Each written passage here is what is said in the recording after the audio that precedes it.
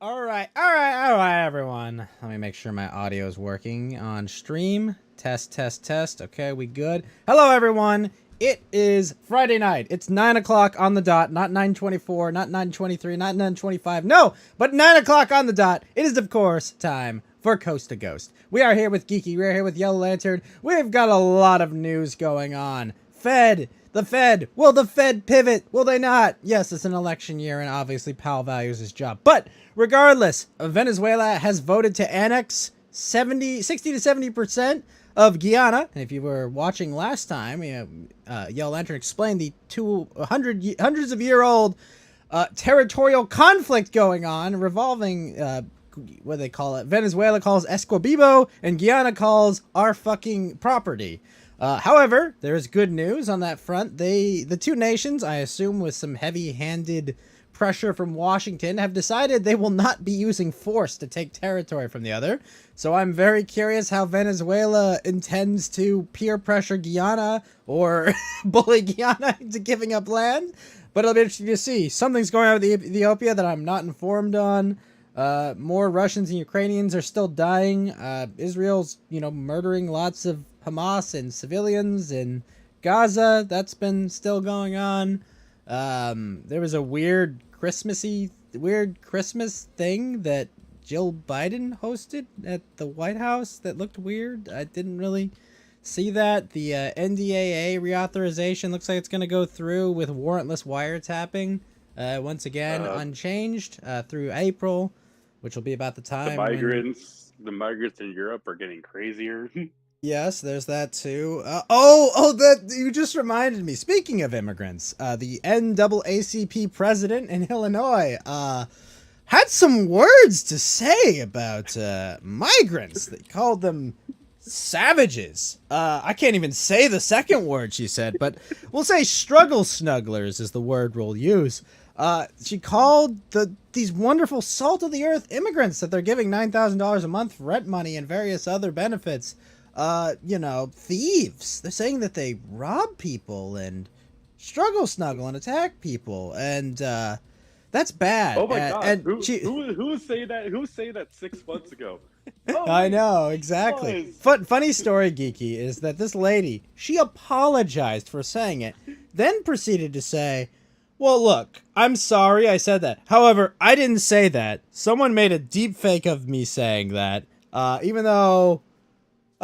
So, Geeky, let me ask you. Say for example, you worked at somewhere, where you can't say naughty words, and you go around and you have a little Seinfeld episode, like that one, like Kramer. You pull a Kramer. Yeah, you pull a Kramer, and you go, if someone made that up, right? If someone perhaps say, like, AI-generated Geeky saying the N-word 30 times, not that Geeky would ever say that, of course, and there's not recordings we could use of him saying it, but let's just say that they did, would you apologize for being deep-faked?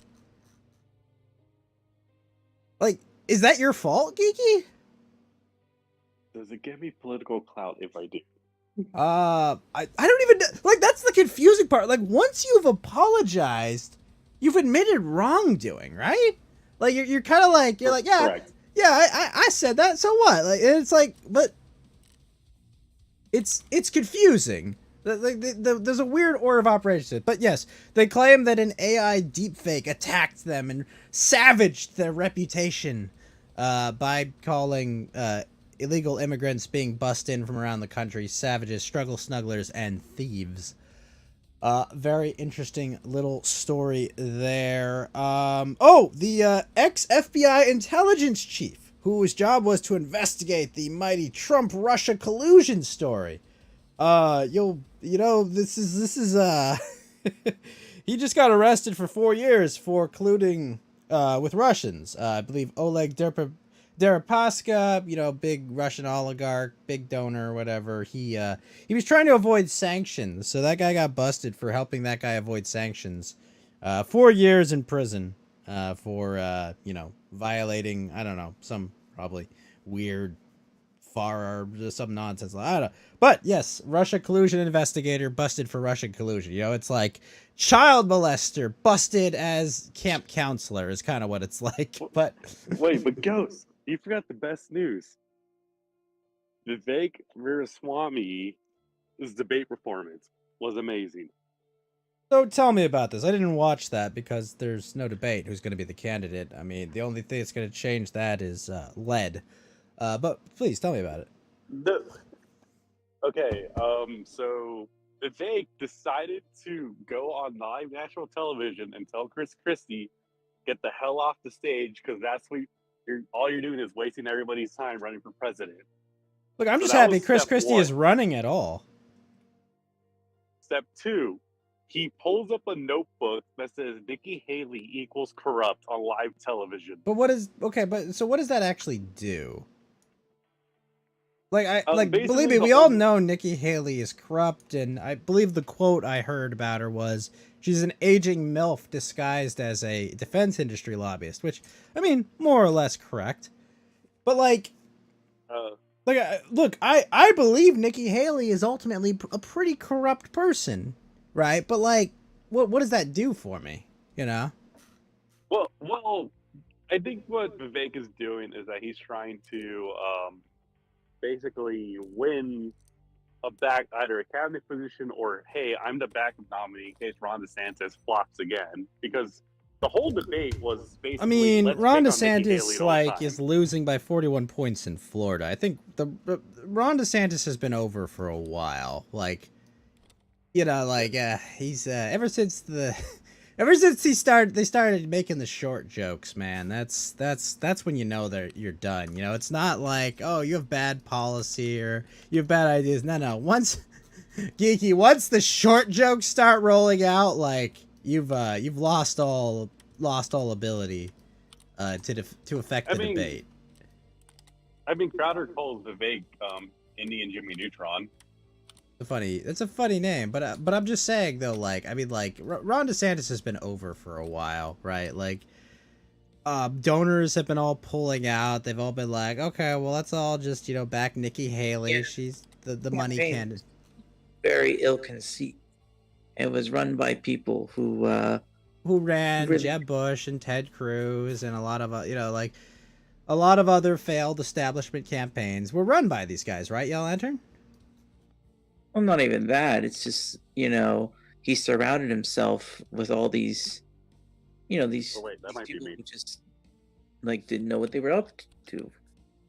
Well, I mean, but, the thing about Ron DeSantis that a lot of people, deluded themselves into believing, right, was that, they all thought, oh, no, he's different. Winston. I know, we could get Winston, but they all basically... They all deluded themselves into, they created this image of him in their heads that is absolutely not who or what he is, right? They're like, oh, no, he's totally a MAGA populist, or he's totally, anti-establishment, but it's like, you look at his voting record, and you look like, you just he's look... Mitt Romney. I mean, yeah, he's kind of Mitt Romney, he's kind of, It's kind of all those people that we kicked out the last few years, from not from politics, but from, what's the word? I guess, the limelight? Traditional Republican, just popularity, I guess, it's like, they have pull because they have donors and money, and most of these people, I think like the Mitt Romneys, the Mitch McConnells, people that have easy seats, right, that aren't challenged, not because oh, this guy's so popular he couldn't lose, but it's literally no one could lose this race, right? Basically they're so deep red, but they're just so entrenched that they're the only ones with the money to run, and anyone that runs against them gets absolutely zero support. The super uniparty establishmentarian go along to get along people, they go. And they're not popular nationally, but everyone there, no one there is gonna push against them. No local parties get no one can campaign against them, right? They're not that they're untouchable. It's just oh, hey, do you never ever want to receive funding for your political campaign again? Then run against them. Do you want to be persona non grata in like the actual party establishment here that will make sure that your career is over. You know, like these people, like I mean, those politicians don't win, Geeky, because they're popular. They're winning because it's like they're untouchable. You know, they just destroy anyone yeah. that threatens their their tenuous hold on power. I mean, there's a reason why he went on a landslide. Wait, who had a landslide? DeSantis.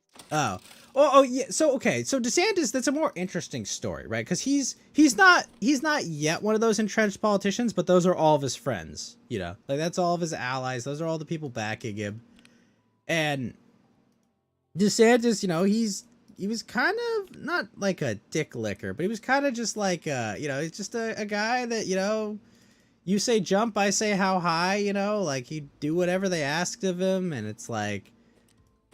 I feel like here's what I'm getting. I feel like here's what I feel about the 4 hour left on the stage.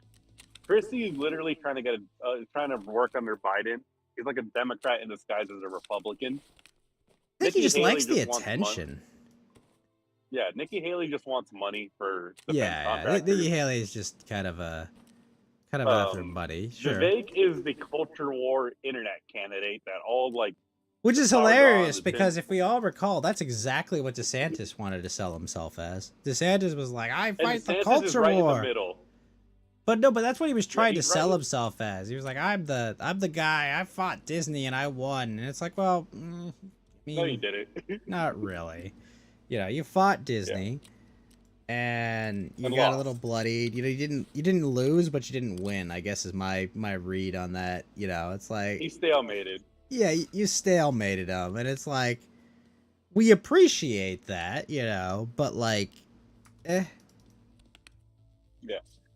Yeah. But, and then Vivek's a total internet, like, candidate that will end up on an administration for Trump or be blacklisted but I do agree with the argument that DeSantis did say in the debate was, it's, if Trump wins, it's a one-term presidency and might not get stuff done.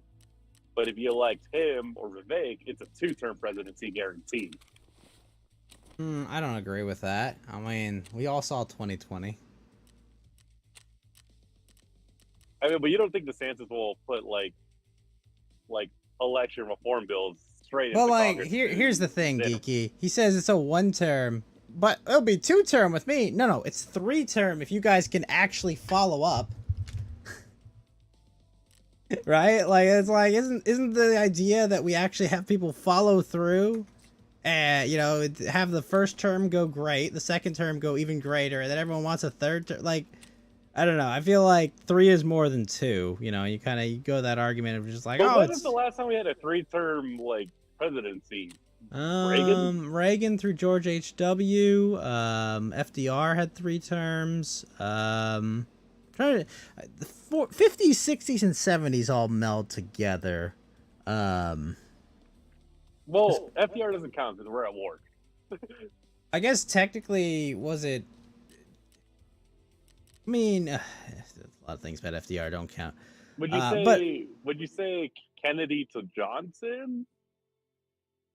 Maybe. No, I mean Kennedy, Johnson, Nixon.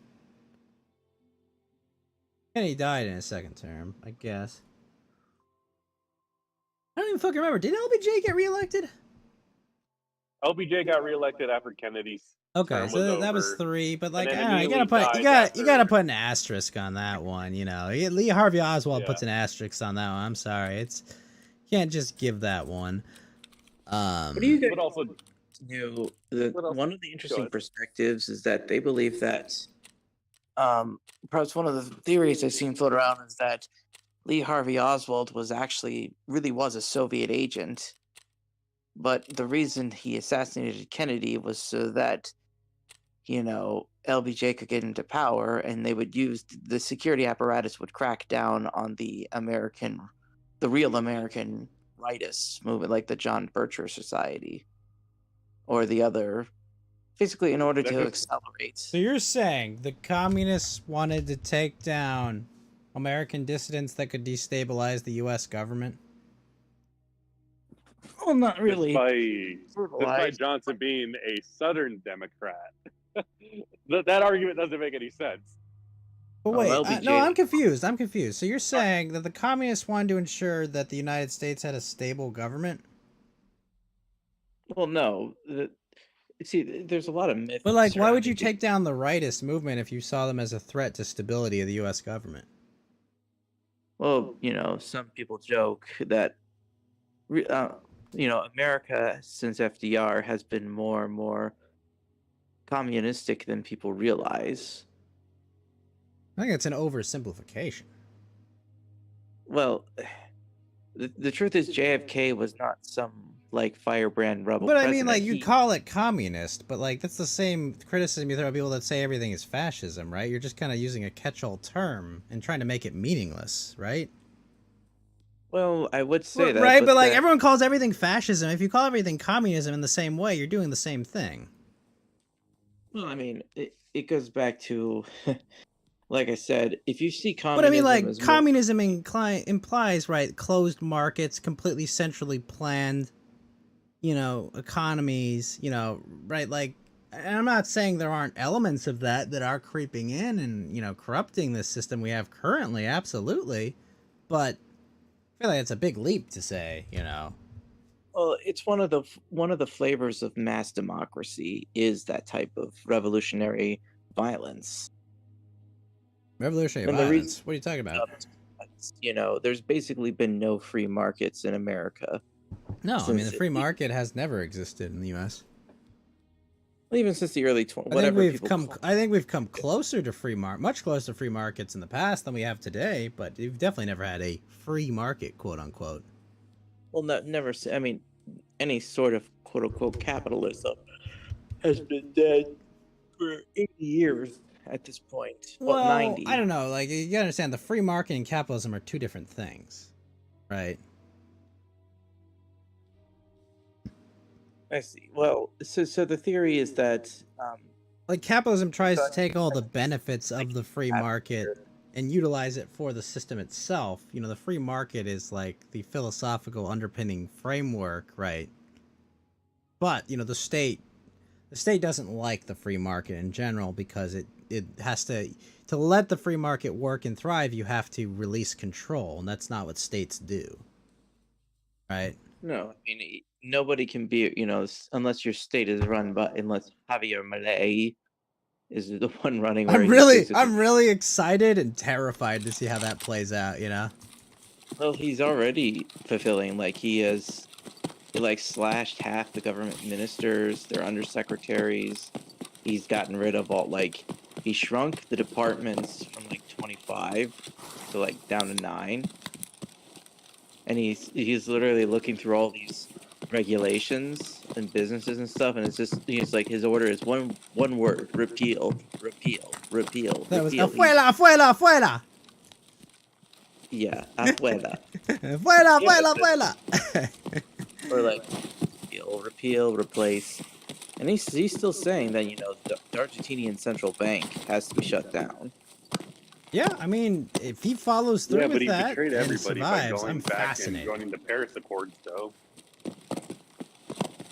Well, of course, anyone who's actually read it is that he's just, the Paris thing is actually not really as binding as people think it is. But it's, I mean...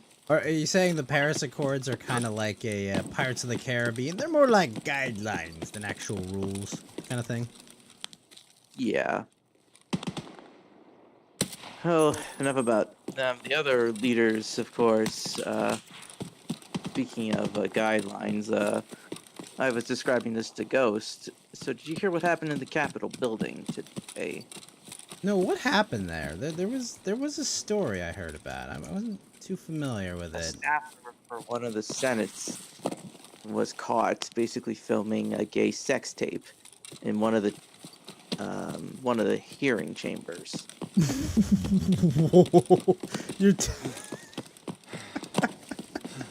And he videotaped it himself too. That was the worst part. The staffer or the senator? The staffer. Okay, so a Senate staffer filmed gay pornography inside of the Senate hearing building. Yeah. And You know, the sad part about that story is that's probably not the most disgraceful thing that's happened in those hearing buildings. I know. Well, I mean, Madison Cawthorn has been basically vindicated at this point. You know, I 'Cause mean, said- you know what I'll say? I guess it's nice to see we are represented by people just like us, you know? It takes all types, apparently. And apparently some people take it in all types of ways. Okay, so they filmed... So, a Senate staffer, did they say which senator it was? Yeah. Here, let me find. Who is the senator that had their staffer The one from film... Maryland. Maryland? It's from Maryland. What? Yeah, so, I mean, listen, I don't want to, like... So here's the Senate hearing. So, yeah, the aide's name was Aiden Maizy Zerporski. It's a Polish guy. He was a staffer for... He's a big fan of Poles, I hear. But, I think he was a staffer for, Oh, yeah.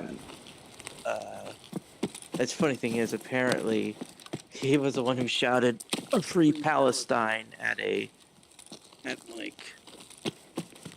You telling me he was shouting "Free Palestine" at a rally, and he did an act that in Palestine would get him hung from a crane?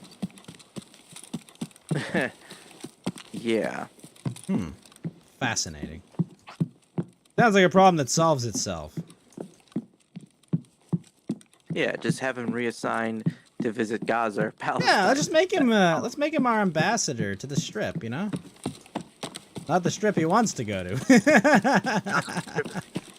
Yeah, and I have my Norm Macdonald joke for this one, where he's like, "This week, for the first time in over 30 years, somebody other than citizens of the U.S. were taking it up the rear on the floor of the Senate." That's a good one. That's really good. I mean, not good that it's happening, but, you know, funny. It's funny because it's true and sad. Someone said Senate aid, more like Senate AIDS. Oh, man. There's, you know, he has to come in the back door. I thought he meant in the back door of the building.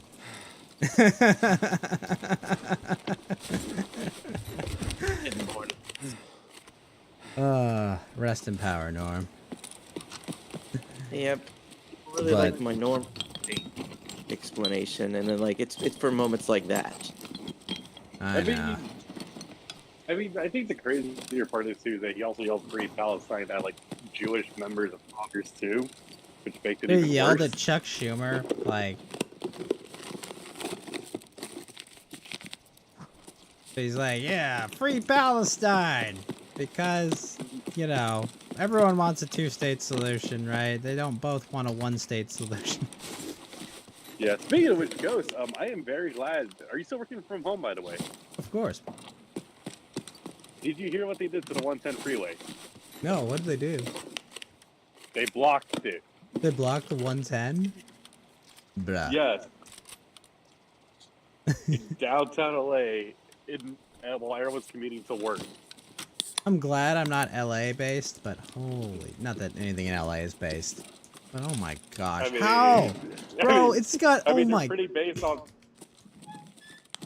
Traffic has to be so bad there right now? Oh my gosh, dude. Oh, yeah, it's like the cops, it got so bad that my people decided to fight the protesters. The cops showed up. Damn. Yee, how do you feel about people that look like you being called savage struggle snugglers and thieves by the president of the Pro-Black Association? Do you think that's going to end well? Not Venezuelan. Yeah, I mean, come on. You know she doesn't know the difference between a Venezuelan and a Mexican. I'm gonna say this right now, just that religion. Don't get mad if we don't march when the next kid dies from a cop.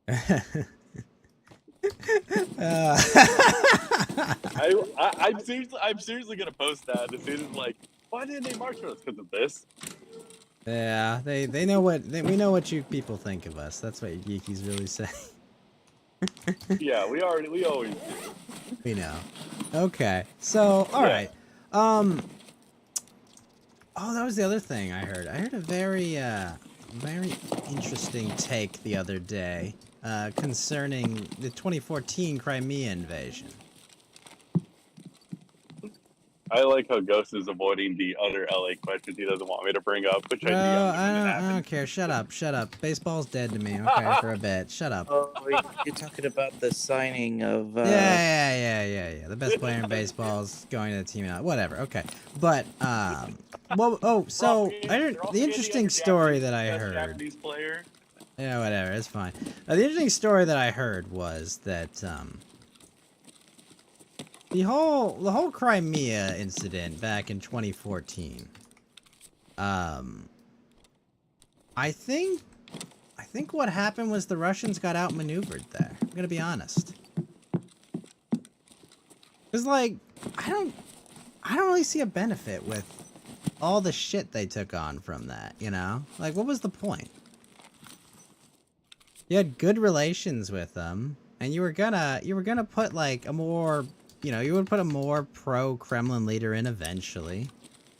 But like, you know, they got tricked that they were going to put them in NATO right away. And I mean, now they really have no choice but to enter NATO, because otherwise, you know, like, Ukraine has no choice but to enter NATO at this point, unfortunately. They've been backed into a corner so hard that either they will cease to exist as a nation, or they will have to be under the U.S. nuclear umbrella, which is unfortunate, because it's not what I want, but...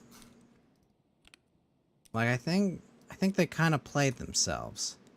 Well, I mean, we're coming up on the 10-year anniversary of the protest turned color revolution turned The coup. Russian annexation after invasion of Crimea by Russian forces, right? Well, before that, there was also you have to realize a lot of push and pull was going on behind the scenes, and when you look at back and see, I'm just saying they kind of got baited. Well, they kind of got baited, and we're all kind of fucked because of it. If you have a moderately, you know, a moderately anti-Russian government replaced with a rabidly anti-Russian. Yeah, but there's nothing that Ukraine can really do to Russia. Well, I mean, what are they gonna do? Like, yeah, have you seen what's gone on these last few months in this war? Aren't we also taking the winter break right now? Like, we'll have to spend their winter in Ukraine or Russia. Right now, the main thing is, you know, there's advances on all fronts, and the town that people are going to look at really closely is the one north of Donetsk, Avdiivka. This area had been essentially turned into a fortress, heavily fortified, and the Ukrainian army was using it to basically shell Donetsk for at least 8 and 9 years. Right, because there are Russian separatists trying to steal their territory. I mean, like, if you had a bunch of rebels, right, and, like, trying to steal your territory, you'd probably do that to them too, right? I mean, we would do the same if, like, all those people... I mean, the Whiskey Rebellion, I mean, Wounded Knee, I mean, like, this is how nation-states treat people to try to take their land, right? We'll probably be in like a year or so after all the people have been coming in, probably want to form their own state. So... well, I mean, isn't this naturally how people react to people doing that? You were Ukrainian to begin with, and you would say, well... I'm sorry, what'd you say? What? Take over our government. You know, the president we voted for gets ousted in like a blatantly unconstitutional way. Well, that's not what the international community says. Whose heroes killed a lot of Russians or collaborated with. The international community says that was legitimate. The international community really is just the U.S. and EU. who supported the coup. Okay. I mean, Ukraine elected a boxer to be their mayor of Kiev, so. Well, you don't think that Kiev, was the will of the people there that did it? That, you know, went through with that revolution? well, because Yanukovych tried to be more like an Alexander Lukashenko in the past, where he would. But I'm just saying, Big- like, what did they do? I mean, like, so it's not the will of the people? What happened there? Well, considering there was a lot of anti-coup protests that flared up, I would say, like I said, the country was basically. Well, I mean, if there was split. enough anti-coup sentiment for it not to happen, it wouldn't have happened, right? Well, the problem is, you know, when your government collapses, you essentially have a power vacuum, and whoever can sweep up all the necessary elite support fastest can usually take over. Okay. So you're saying they won the power, they won the open seat, so in the end. Well, I think what really kicked things into an armed conflict was the, you know, widespread suppression of anti-coup protests, as well as others. And in the case of Odessa, it was the just massacre of like 50 of them. Wait, what's the source for widespread oppression of anti-coup sentiment? Well, you just have to go back and look at. Well, what's the source for that?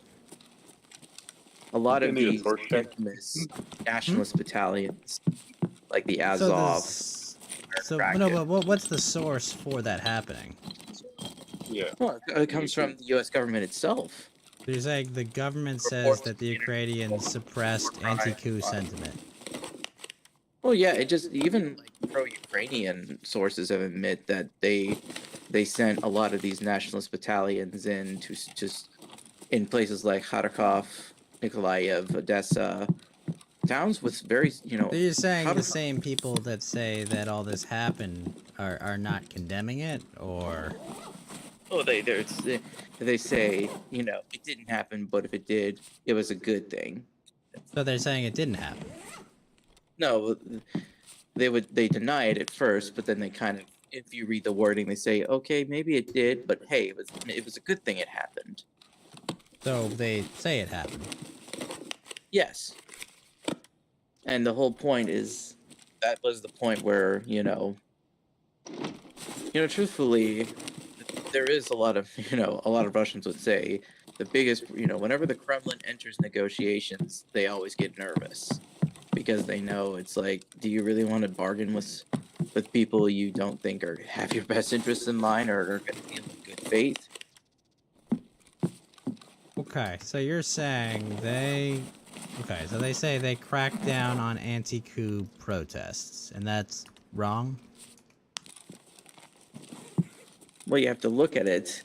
In their minds, you know, they have a government that literally came to power unconstitutionally and with a bunch of violence, with out-of-state actors providing a lot of diplomatic as well as financial But weren't cover. weren't the Russian oligarchs funding the old Ukrainian president anyways? So it's like, weren't they paying sides? for the other guy?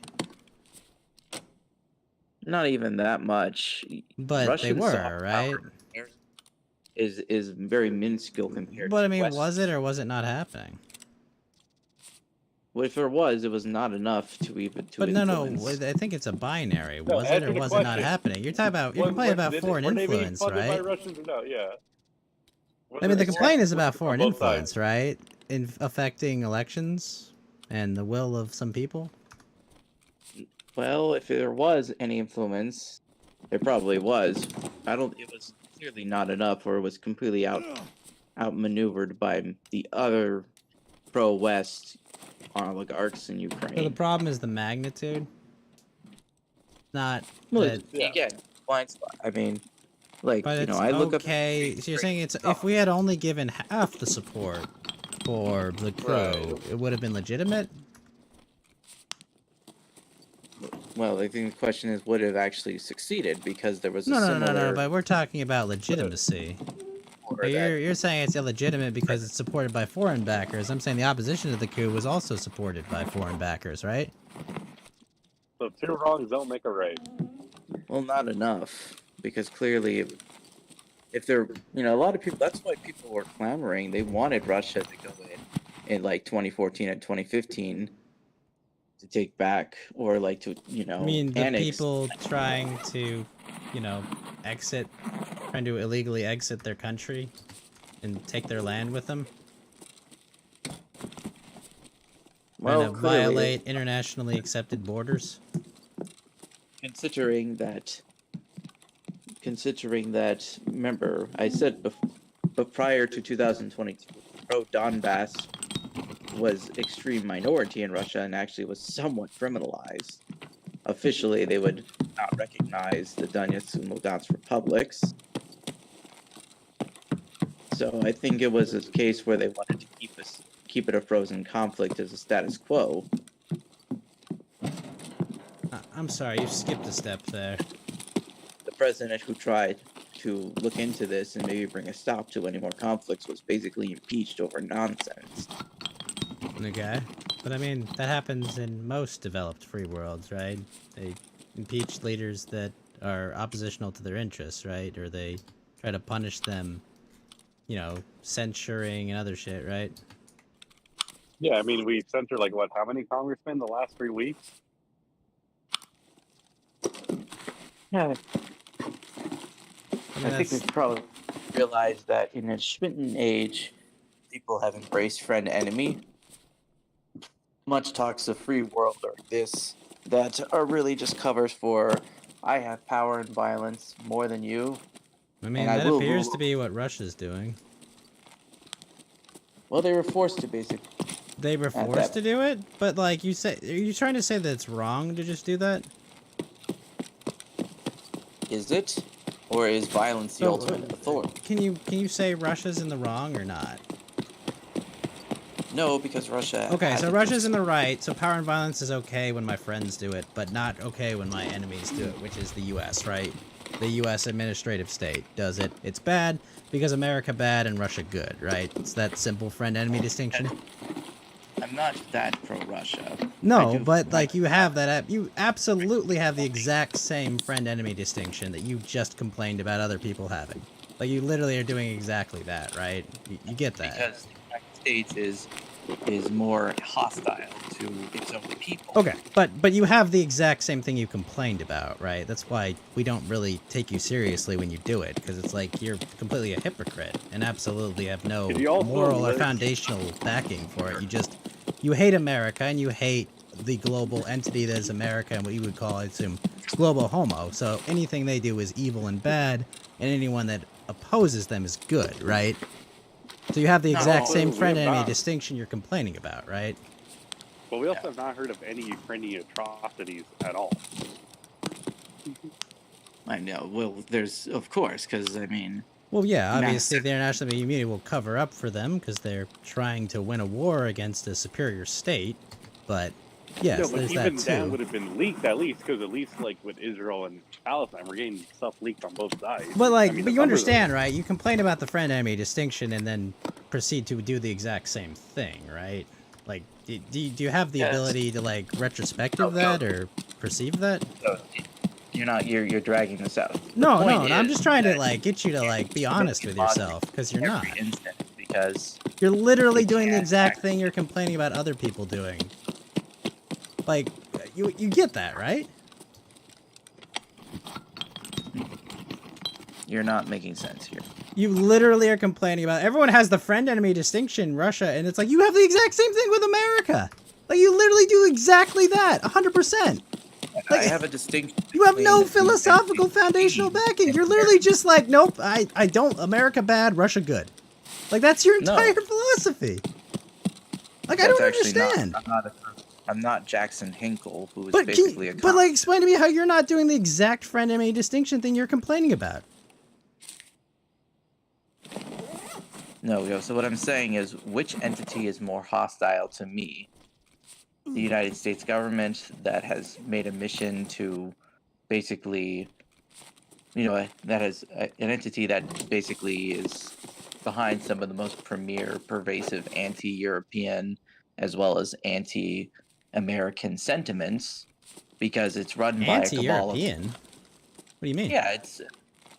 You mean like the people, socialist like, say that regimes in America- Europe that have squandered their prosperity and political capital and all their economies and all their fucking like that Europe? Yeah, That wasteful Europe that has destroyed the countries, like, and has made them great. completely open and unable to defend themselves. That Europe that has lulled their citizenry into slavery. Wow, I can't imagine why I'd want to oppose that. Jeez. Yeah, how great was Yugoslavia until the 40s? I mean, after the 40s. No, Hungary was not part of Yugoslavia. No, but Yugoslavia was actually Serbia was thriving before World War II, and then the war happened. So wait, America should be pro-European? Is what you're saying? Aren't we pro? Isn't the U.S. pro EU already? Well, because the EU is basically a, you know, it's a...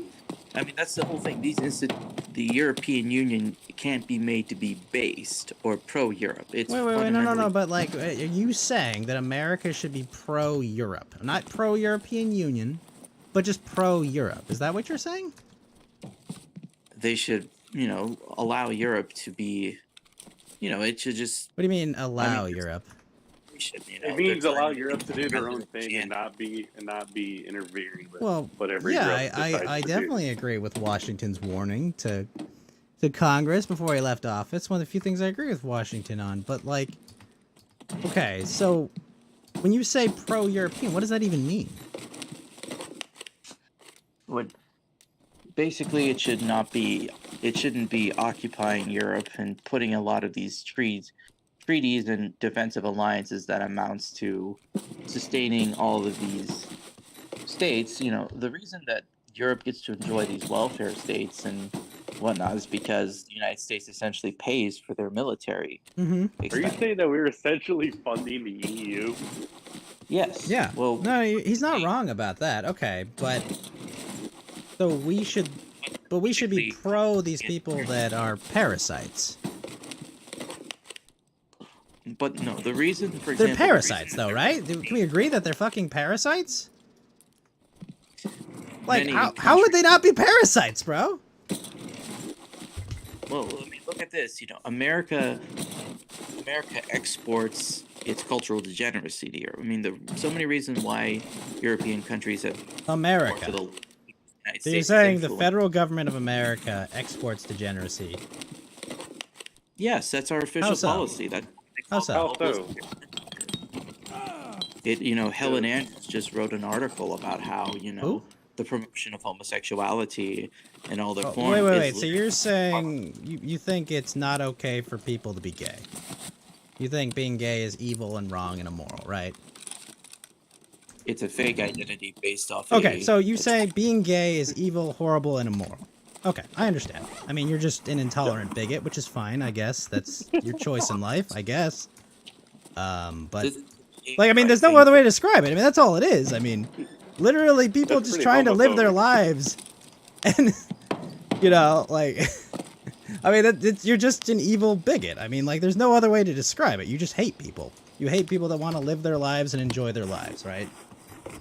Since when it's showing disapproval for a behavior that is proven to actually be socially contagious and actually... Socially contagious? Please explain that to me. Contagious. Whoa, okay. Wait, so culturally contagious? Also, explain that for me. Also, Susan, we are totally... People are mimetic. Here, like, so you're saying that people don't become gay unless other people say it's okay to be gay? Is that you're saying? They actually have looked into... So what you're saying is, if I surrounded you with gay people, you would become gay? Is that what you actually believe? Exposure therapy... Wait, weren't Romans in Greece very openly gay? Is a positive good. I mean, they actually show it to people, like, you know, people...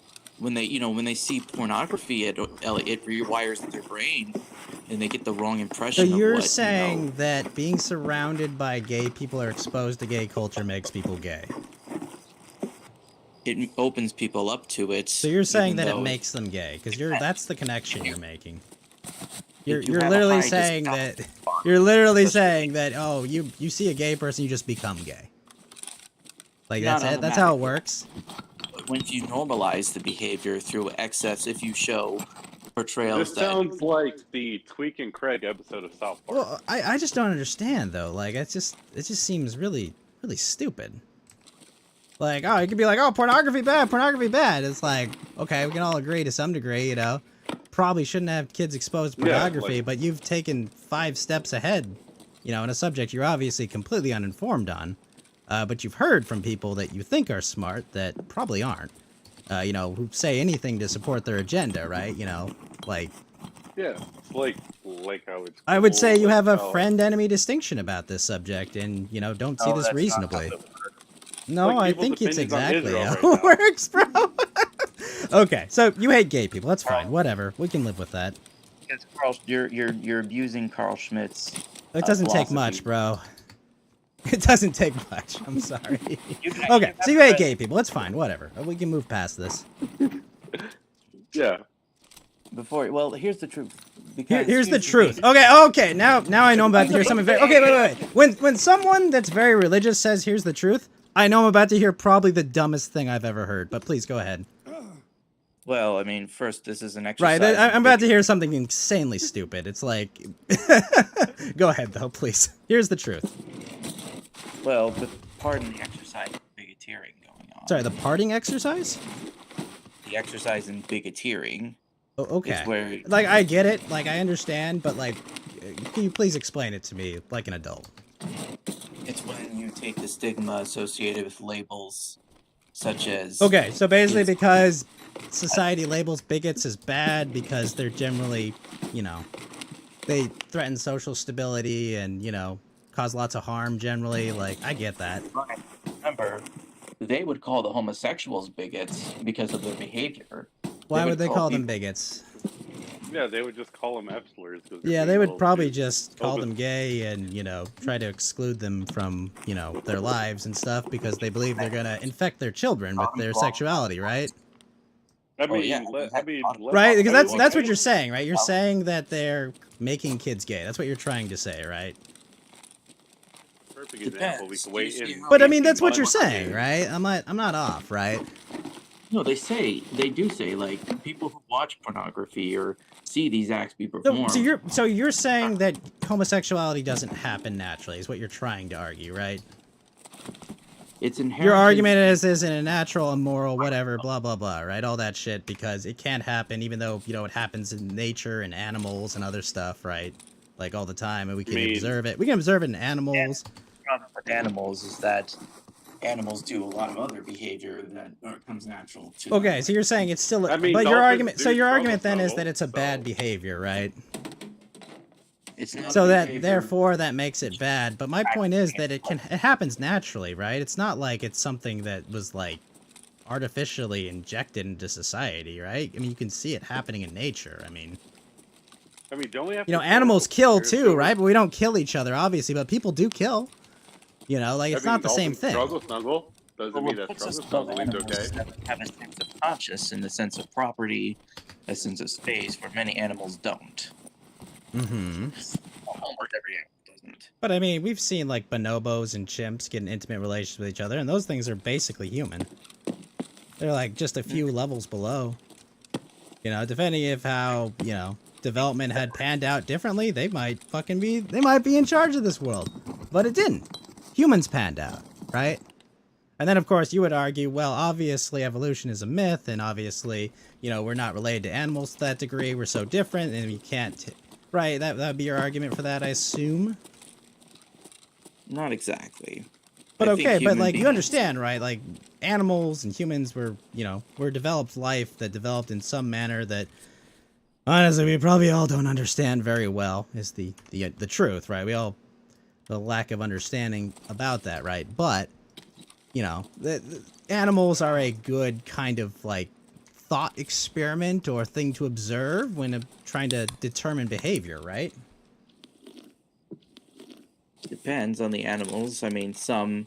You know, and you know, you see animals act and do gay acts, and it's not, like, super common, but it happens, right? And just like, you know, the human population, it's not super common, but it happens. Yeah, just like how I said earlier, dolphins struggle snuggle. That doesn't mean struggle Well, but snuggling that's is what okay. I mean, right? Like it's not super common, but there's a percentage of the population. One example in which, for example, male friendships, one of the reasons that many male friendships have kind of disappeared Male is friendships that have disappeared? What are you talking about? sexuality creates a signaling Wait, hazard. wait. I'm sorry. Oh, are you talking about the argument of queer baiting? That Wait. You're saying male friendships have disappeared? Can you explain that? are you Yes. saying because it's queer baiting? Look at the rate of loneliness that people have experienced, especially those under the age of 30. I feel like that's so more you're of an blaming online gay argument, people not for a people male. not connecting and not general tons of other things that are going on at the same time in society, with the internet and, people being able to disconnect and function fully without communicating with anyone.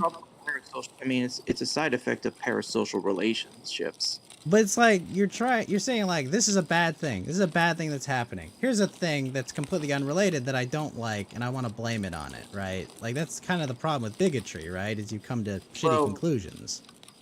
No, like it's not just like, oh, bigot bad. It's just like, wow, that's an ultimately dumb conclusion to come to. Like there's so many other factors at play right now, right? Like the lockdowns. Here's how we're talking pre-lockdown, I think, but I was talking with a friend of mine and he made when we were discussing some of the effects. For example, the effects of what? Well, for example, as one of the things brought over is that many of the what do you mean brought over? Have done is they've wait, hold up. What do you mean brought over? Like twerking, daggering, masturbation, exhibitionism. Okay, and twerking is what? I thought twerking was from the South. No, it's for lack of a better term. What is twerking? Subculture kind of thing. Wait. Can someone explain to me what the fuck twerking is? Ghost, please tell me you're not serious. It's shaking your butt. Okay, so it's the dance where you shake your butt. Okay. Yeah. What's wrong with twerking?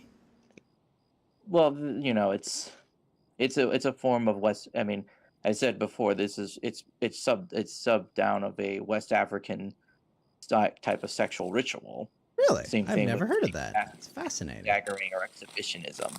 So okay, so it's like I guess like a African mating dance, I guess. It's downstream of that. Okay, so okay. How's that gay people's fault? Not. Well, I better carefully phrase that. That becomes normalized within this. Someone has pointed out. But who's normalizing twerking? Are you saying that young women dancing on stage like that is normalizing twerking? Well, it's one of those things. It's. But I mean, like, let's look through history, right? Like, sexuality has been involved in art and culture for thousands of years, right? Like, this isn't new, right? No, like, but the whole point... This isn't like someone just dropped the sexuality bomb out of nowhere, right? Like, it just, oh, wow, people finally realized... It comes back to the sexual revolution. No, it doesn't, bro. Sexuality's been involved in culture way longer than that. How many fucking naked... You think the naked statues are just there? Aren't clothed? Like, come on. Like, what? No, Ghost, those are considered sophisticated in his standards. Yeah, I'm confused, right? But like, there've been naked statues. We've got fertility goddesses from thousands of years ago, right? Like, this sexuality is not something new. Am I right or am I wrong? If you allow too much, if everything becomes like we're in a culture where everybody, like, everything is so sexualized, but nobody's allowed to be overtly horny about it. That's the reason, for example, there's this disconnect. So you're saying that's why Bill Clinton was punished. Bill Clinton was punished, but you're saying people could still be. So you're saying the society is too sexy, is what you're trying to say? Well, the thing is, it's like forbidden to point out, everyone is so horny, well, nobody's allowed to be horny, but at the same time, Why would people not be allowed to be horny? Everywhere. I mean, like, fuck, sexuality is a basic function of how, you know, the species propagates itself, right? Like, sexuality is human beings signaling to each other, you know, fucking breeding, right? Like, that's just how it works. Like, is that or is that not true? Am I off base on that?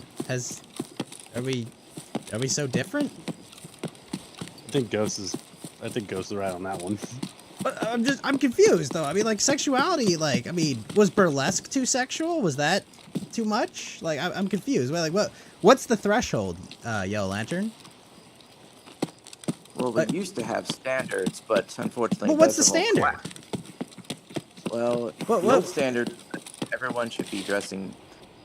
You mean the 50s? More of we don't want to know what is going on behind people since we didn't care to know, but out in public, you try to dress. So if I walked into my office, not that I go to my office, I walked into my office literally just wearing underwear. Would I have my job for long?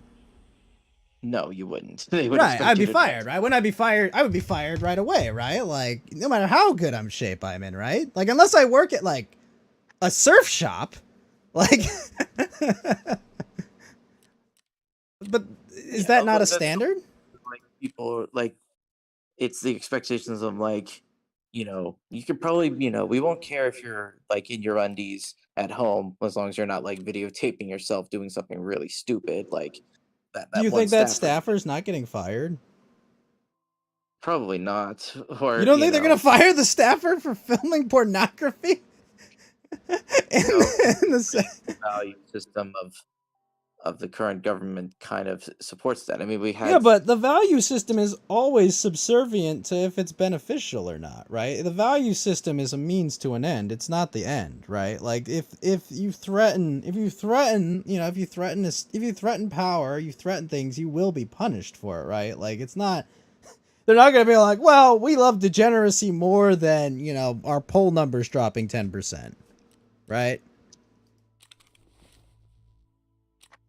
And remember, Maryland is technically a southern state, so I don't think them boys from the South are going to be happy with that. No, Maryland is no longer that southern of a state. It was culturally cleansed and demographically cleansed, really ever since Lincoln invaded it. Okay. To prevent it from... So, okay, but all right. So you're saying being gay is bad. That's your core of your argument. I just reject the whole premise that people should base identities on behaviors. In fact, I even reject the concept of heterosexuality. It itself is fundamentally gets the wrong idea about human sexual behaviors. But I mean, literally heterosexuality is just sexually attracted to the opposite gender. I mean, that's literally a description, right? Like, I mean, you're heterosexual, right? You are attracted to women. We define sexuality is not one that was set up prior to the 19th century. Wait, you know, you're saying that there were no gay people before the 19th century? Or heterosexual. Nobody didn't do that because they saw these things as like, this is a behavior, but we don't make identities out of like. But heterosexuality is not an identity. That's the point. Yeah, that's. But it's not. It's a description, right? Well, it's just even the concept of framing. I'm just saying, like, it's not an identity. People try to make... Obviously, people make their sexuality and shit their identity. And I'm not saying, like, wow, God, I love when people, you know... it's always funny when the comedian goes on and on for hours about, oh, yeah, you know, I like men. It's like, okay, whatever, bro, cool. You know, but, like no one's here on the other side saying, yeah, isn't it great that people are doing that? But, like... I don't think that's the end of your argument, you know. I think you have a more core criticism of this. That's, I mean, pretty backwards, I would say. But you know, I don't know. It's just pretty backwards and honestly probably a waste of time. You know.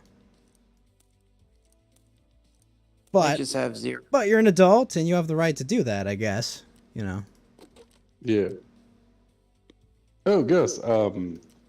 Did you see the new Twitch rules, by the way, that they were immediately walked back on? Speaking, I guess if we're on the issues of culture and degeneracy, we can't touch these topics without talking about Amazon's favorite live streaming platform. We touched on this a little. So yes, Geeky, for a short time, artistic nudity was legal on Twitch, and now it's not okay. They've said, you know what, guys? We've seen one too many furry cocks on this website. We're gonna dial it back. So I think we're just back to status quo. It was. I mean, they also blame it on VTubers for making it like AI generated nudity. So I don't know. They'll blame anything but that. I don't know. It's basically it's kind of just the way everything works. You know, someone sets new boundaries and people are fucking bound to test the boundaries. Is there anything more human than seeing how high you can jump before you fucking plummet on your face, right, Geeky? Like, it's like the most human thing you could do. I mean, reach for the sky, if Twitch had like an 18+ section of their website, I think they do now, but like they don't. I think someone made a joke and they listed Twitch as a pornography website. They wrote in their Wikipedia. I mean, obviously Wikipedia, the arbiter of what is and isn't, right? but yeah, but the whole, they called it the new Twitch meta, which was just, you know, chicks with massive tits showing, I think, the top, like their breasts above the whatever Twitch decided they rolled it back. They're back to put your shirt on now. Yeah, and the funny thing is too. My whole take is, it's like, look, you know, people are like, oh, 13-year-olds are allowed on Twitch, and it's just like, I feel like the complaining and kvetching about Twitch is all sidestepping the actual important issue. You know, parents are babysitting their kids with YouTube and TikTok and Instagram and Twitch, right? They're babysitting them. They're not paying attention. Like, I'm sorry, Yellow Lantern Geeky, if your kid was watching whatever that red-haired girl's name with just her tits out, Amarath, you'd be like, what the fuck? Stop watching that. What the fuck is wrong with you? Go watch someone play Call of Duty. What the fuck are you doing, right? Like, that's what an actual adult does. You know, it's like, hey, what's my kid up to? You know, and no one's saying you have to be super overbearing, but fuck, be a parent, okay? We have a bunch of children raising children that aren't being parents, and then complain that the giant mega corporation isn't fucking catering to them. Like, oh wow, shocked. Amazon isn't backing whatever morals or things you believe in. Are you shocked by this? Yeah, I'm gonna be honest. If I ever do have kids, I'm not letting them use TikTok. A gaming website where you streamed video games. Apparently, that left the room. Yeah, I mean, you know, people play video games on Twitch, okay? But like, I mean, the complaining, like, I don't care. Yellow Lantern, I can stream whatever I want. I don't care if I watch Pokemon. Yeah, for me, it's just like all these people complaining. It's like, my parents would never have this problem. If my parents saw me watching that, they'd be like, Ghost, what the fuck? Like, what? Come on. Like, go watch something else. Go watch a fucking Let's Play. Go watch a fucking... Literally, you know, remember the doxing and swatting. You're the only one that remembers Twitch before the Amazon buyout with their boob streams. Why is this so soon controversial? You know, I'm trying to remember Twitch before Amazon bought it out. Was there 18 plus back then? No, everyone was just getting swatted for fun. That's all I remember. Yeah, I'm trying to remember those days. It was just what, Call of Duty clips, swatting. The toss was a bit looser. That I do remember. I remember the swatting. There was a lot of swatting before Amazon bought them out. Looked like that new Spurs rookie out there, right? All the swatting that was going on. It had evolutions and stages, bro. It had boobs, pool streams, etc. Okay, so it's like what all the alternative sites are now, because, you know, everyone... Yeah, I mean, Amarath has literally admitted that she's streaming on a porn site now, and so is Alinity. I mean, oh yeah, she looks okay. I mean, it's like, whatever, not my cup of tea. But yeah, I mean, I don't know. Like, I don't give a fuck about all this Twitch stuff. It's just like, yeah, whatever, bro. You know, like, yeah, go they just pay parent. Ghost like 10 cents. They don't pay him enough for him to care. No, but I mean, it's just like, go parent your kids. Stop complaining. That is true too. Like, seriously, stop complaining that the Globo Mega Corporation, okay, isn't looking out for your best interests. Like what the fuck? What did you expect? You guys, it's just the TikToks? Oh, but your kids watching girls shake their ass on TikToks. Of course they are! We were all fucking horny in 15 once. Are you kidding me? Like, I mean, to be fair, TikTok is Chinese spyware. Wait, can I say that? Bro, Facebook is American spyware, okay? YouTube is American spyware, okay? What? It's... Yeah. They tax me. The only difference is their masters tax me, okay? Like, fuck, dude. Is not, at this point, been contacted by the federal government for data. I mean, we just learned we're having warrantless wiretapping going on, like, everywhere. Like, it's our dealings with the administrative state right now are not good. Not good at all. This does not end well. But, like, seriously, bro, like, the whole TikTok complaints, it's like, bro, we were all horny in 15 once, okay? I perfectly understand, okay? Some girl with a nice ass is shaking her ass. What the fuck do you expect a 15-year-old to do? I mean, if anything, this just makes a generation of ass people come, not boob. We're slowly moving away from the tit generation. I think we're boobed out. You know, boobs are on the decline, I guess. You know, but yeah, all right, but that's the Twitch story. We can get off that. We've spent. I mean, yeah, you can get off pretty easily on Twitch now. Just how it was to exploit the new rules. They called it the Twitch meta. You gotta exploit the new rules with your new avatar. No, bro. No. This is a family stream, okay?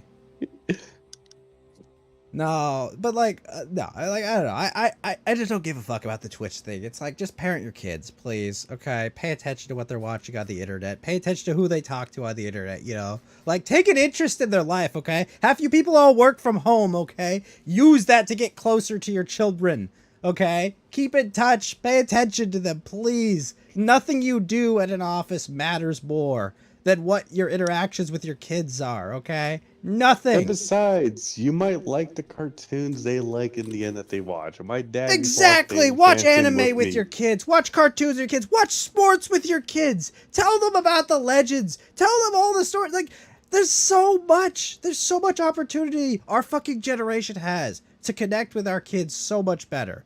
Like, we finally are getting it back. We're finally getting an opportunity back to connect and have a good relationship with our kids. It feels like a civilizational change going on right now. It's amazing. But it also makes it easier for Christmas shopping for your kids, by the way. And it does. And having your kid as your friend is way better than having them as your goth obnoxious. Tell about the good old days in Discord. Yeah. But enough about Twitch. Parent your kids. Okay. Venezuela, Guyana. Yeah. What do you guys think's happening? I mean, they said they're not going to do any force, but you think that's going to hold? Like, you think America was bully enough for it? No, they're just going to do it in secret. Either one at a time, guys. One at a time. Venezuelan law. Okay, sorry. Sorry. Say Yellow Lantern. Go ahead. I think we'll see. I mean, it's what's been like. He gave after the referendum, he gave a 90-day notice. He gave a 90-day notice to the oil companies, right? To Exxon and Shell and all the companies that operate in Guyana, because Guyana hasn't seized their oil industry, right? Like he said, you have 90 days to leave. So you think in 3 months something's going to happen? Yes? No? Maybe? I mean, nothing happened. No, can you repeat? Do you think there's going to be a special military operation? I mean, what's happening? I mean, will America intervene on the side of Guyana, who prior to 2015 was neutral on the border dispute, but became pro-Guyanese because of, the oil reserves found? Yeah, Tony says nothing will happen. I mean, personally, I hope nothing will happen. So do you guys think maybe this is just a ploy by Maduro to like turn off elections, or just, have everyone, like not do anything? Like, is this just like a big, like, hey guys, there's war going on, we got to be cool? Like, is that what's going on? When are the Venezuelan elections? Because I know elections next year is for Brazil, Mexico, El Salvador. No, isn't Brazil 26 for the major party elections? Let me look this up real quick. I'm pretty sure, the presidency in Brazil, I think, is up in 26. Oh, right. Presidential election. Bolsonaro can't run. Oh, 2026. Yeah, you're right. Sorry, it's Mexico. Next year is Mexico, El Salvador,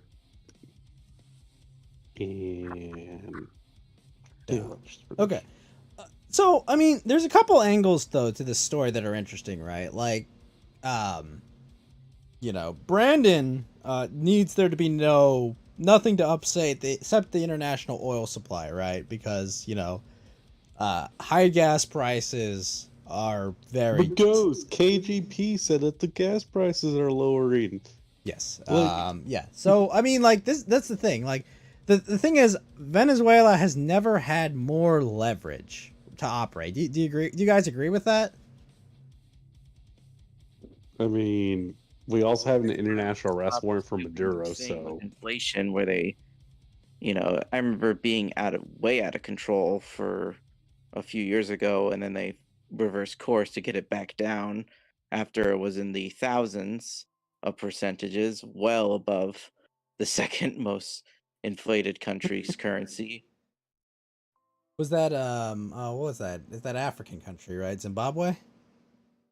It was actually South Sudan. Oh, you're right. It was I thought it was Zimbabwe.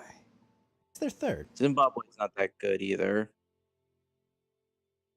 Yeah, sorry. They didn't realize that inflation is like a golf score. Yeah, all right, sorry. Next year is El Salvador, Panama, Dominican Republic, Mexico, Uruguay, and Venezuela may have elections in 2024. They just haven't set a date yet. Okay.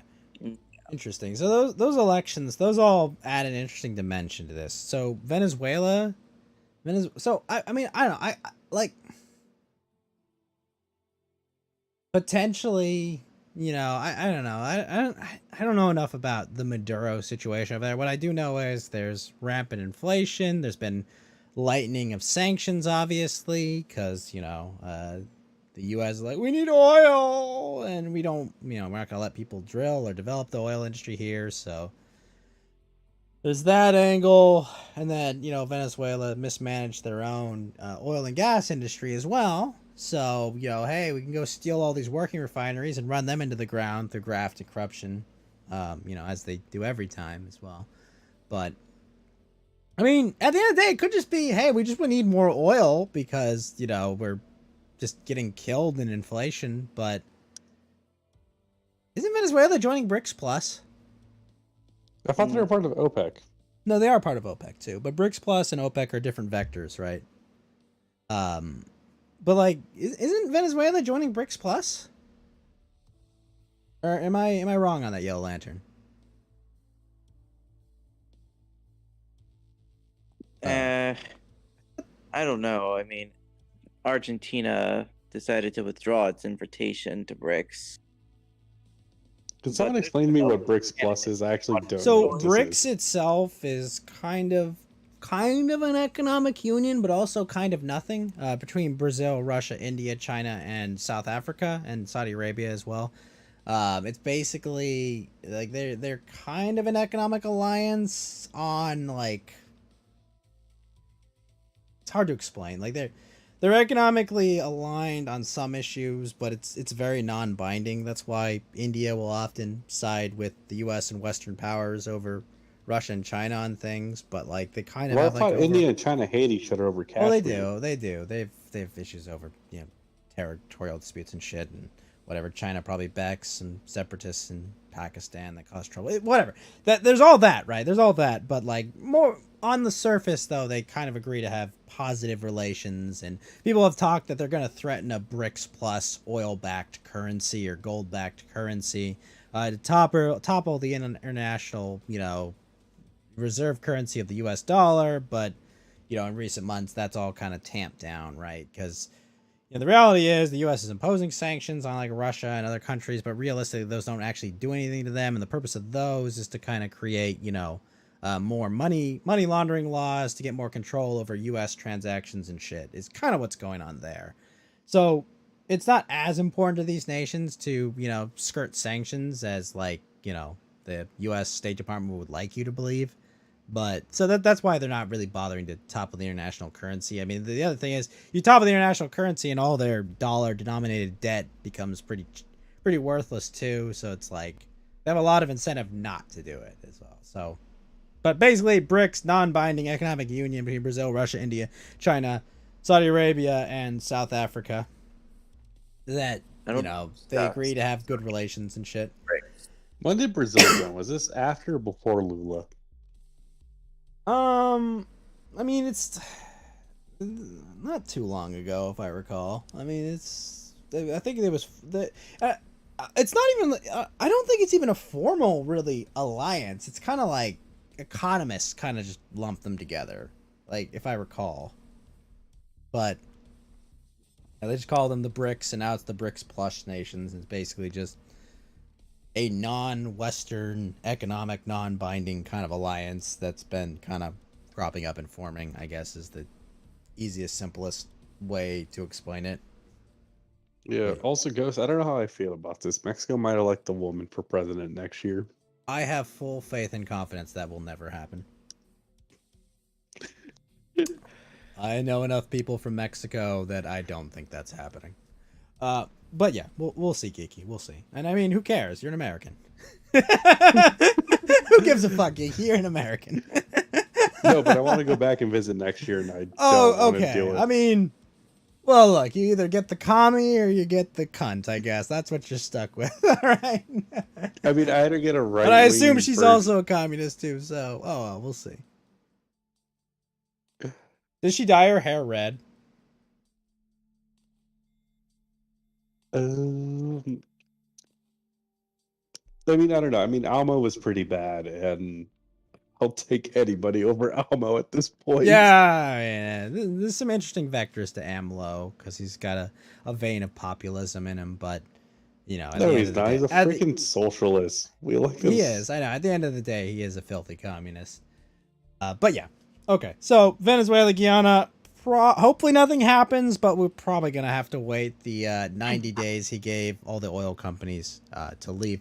Does anyone have an update of what's going on in Israel, Gaza, there? Like, I just hear the numbers are being fudged because the... Are you telling me people are fudging numbers about atrocities again? Oh, no! Oh, Lottie, no! Okay, so obviously the Palestinian Authority, right, says, like, oh my gosh, there's 10 billion Palestinians dead. And the Israelis are like, no, we do our best to not kill civilians. And obviously, the number lies somewhere in the middle. Well, the crazy part is like, there was supposed to be a ceasefire like last week.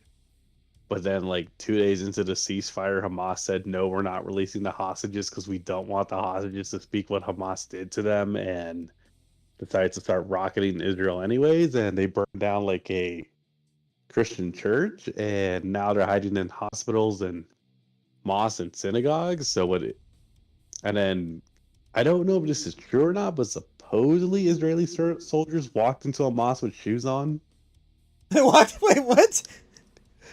I'm sorry. So there was a big deal that Israeli soldiers walked into a mosque with shoes on? You're supposed to take your shoes off?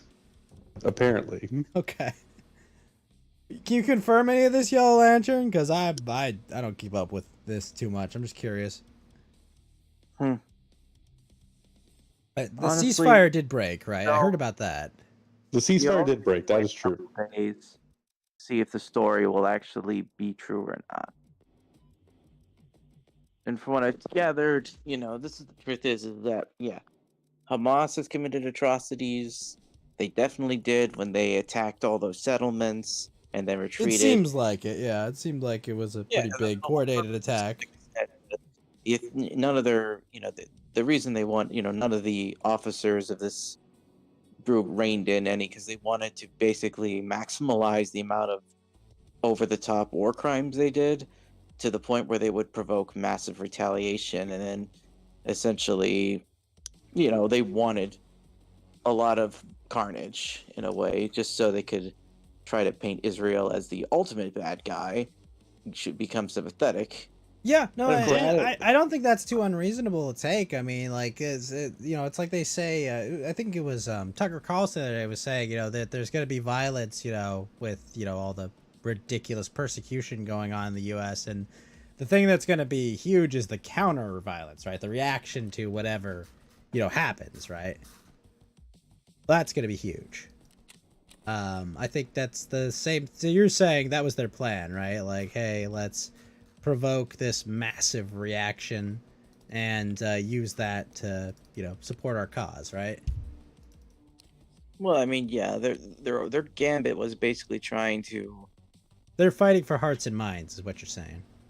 They also wanted to disrupt the diplomatic process and normalization. Because Israel is trying to forge ties with Saudi Arabia. Yep. Become and sever ties, try to get, Jordan and Egypt, as well as recently Oman, Morocco, and the UAE to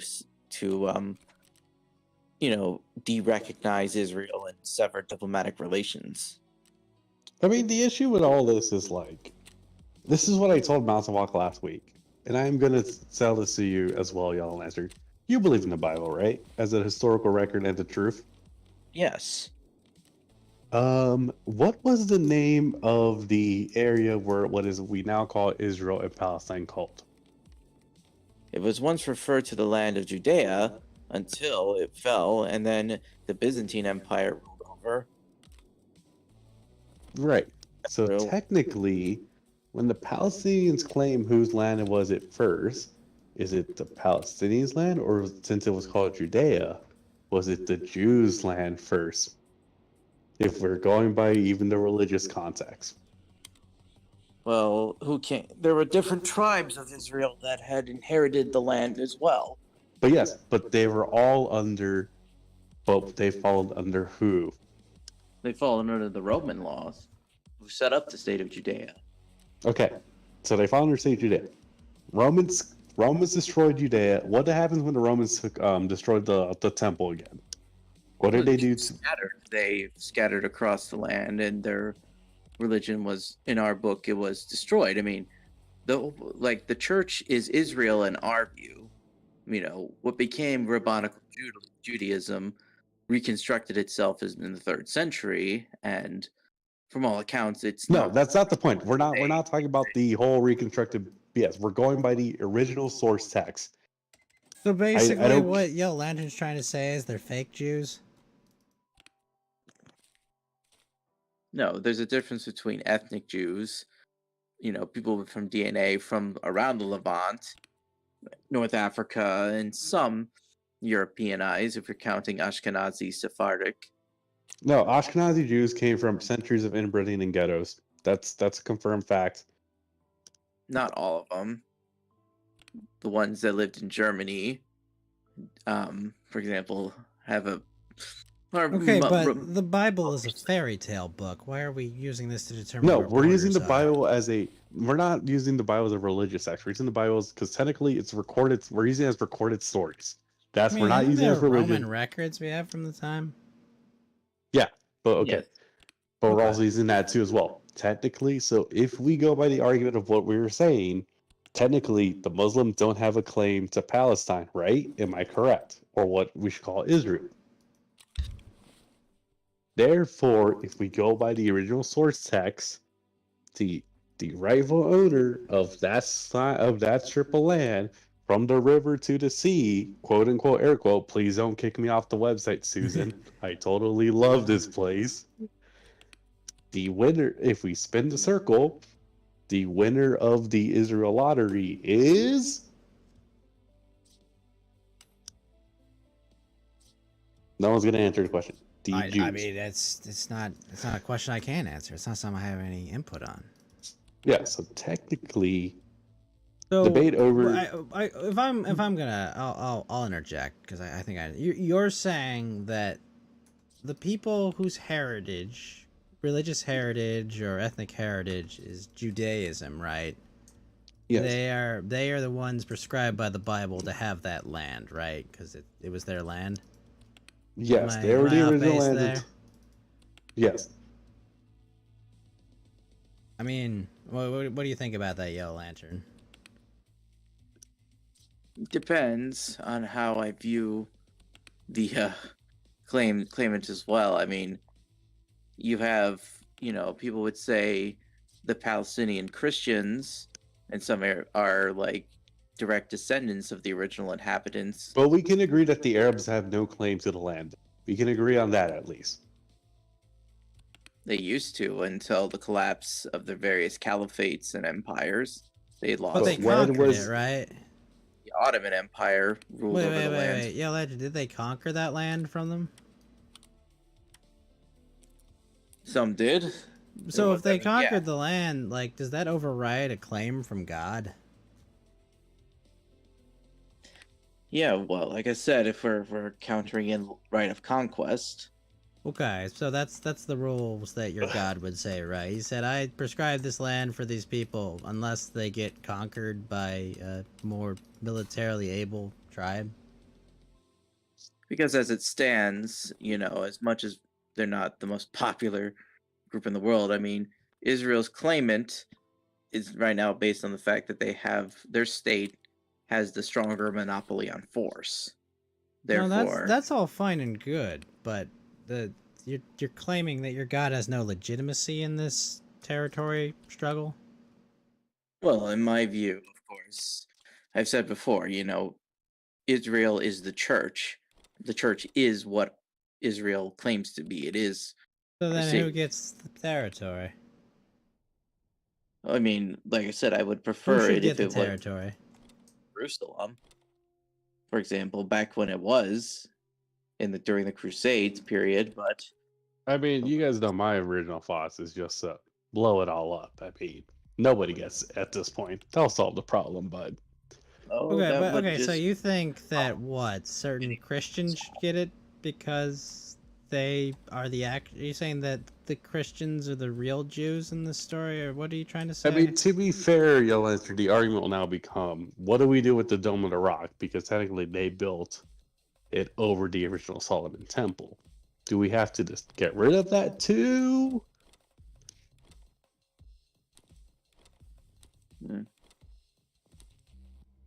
Because if you're saying the Christians should take Jerusalem, you still got to deal with the Dome of the Rock issue. Why would they have a heretic church there if they were in charge of it?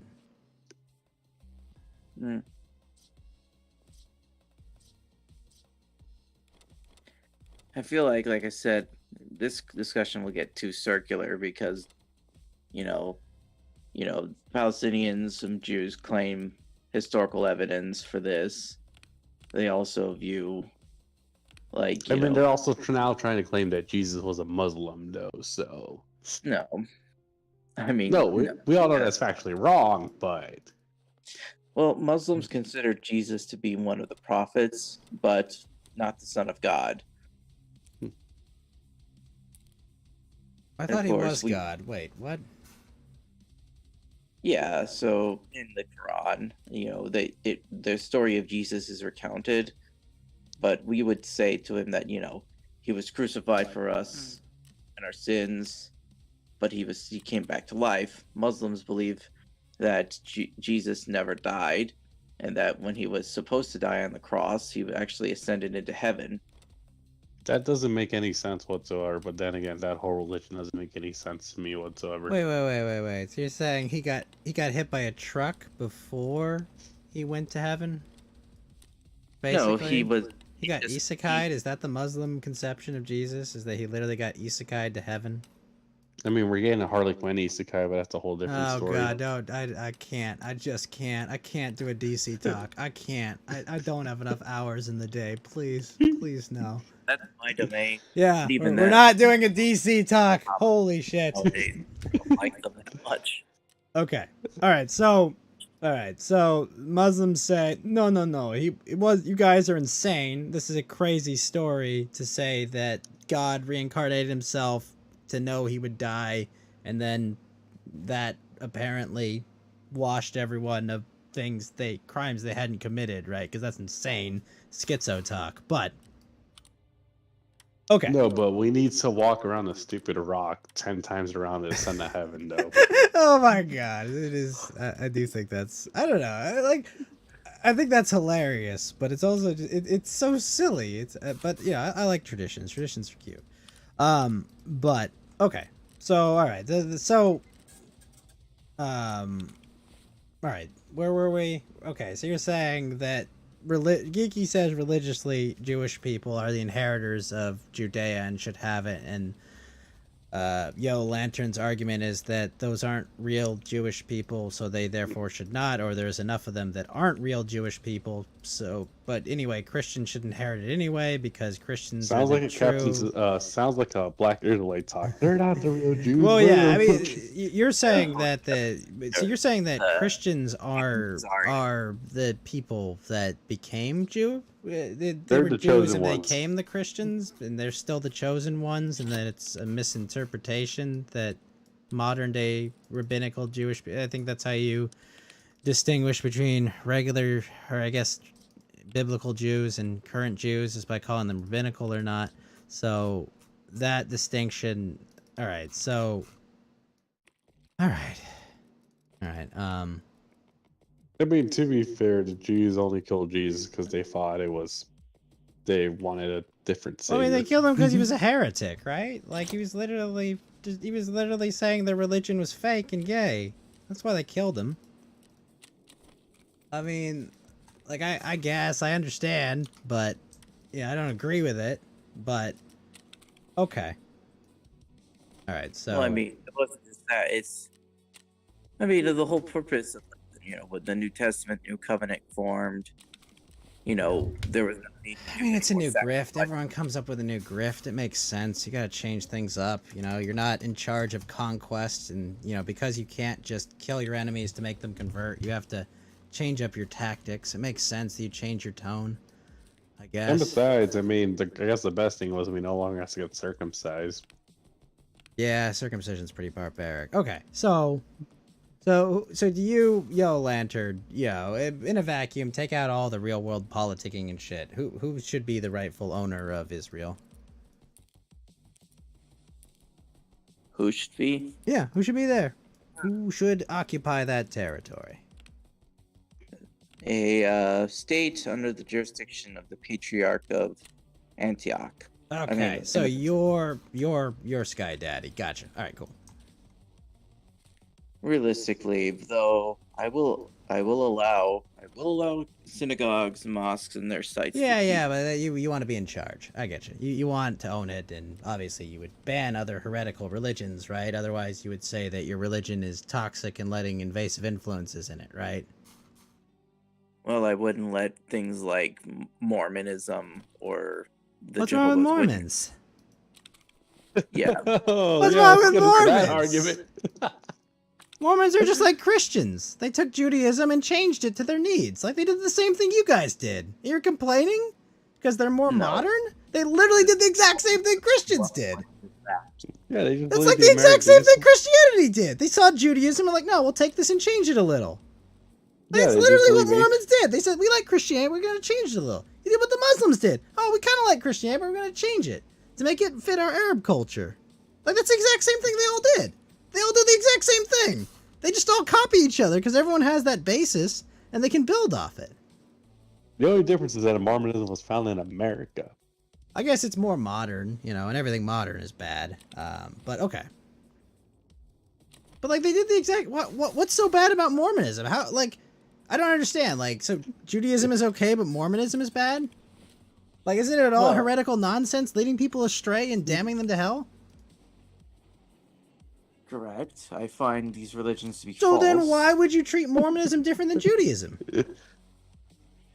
because Judaism. It's literally damning people's eternal soul. It's giving them maximal damnation. It's literally condemning them to a life in the river of fire, a life abandoned by your God, right? Like the greatest punishment possible, eternity suffering.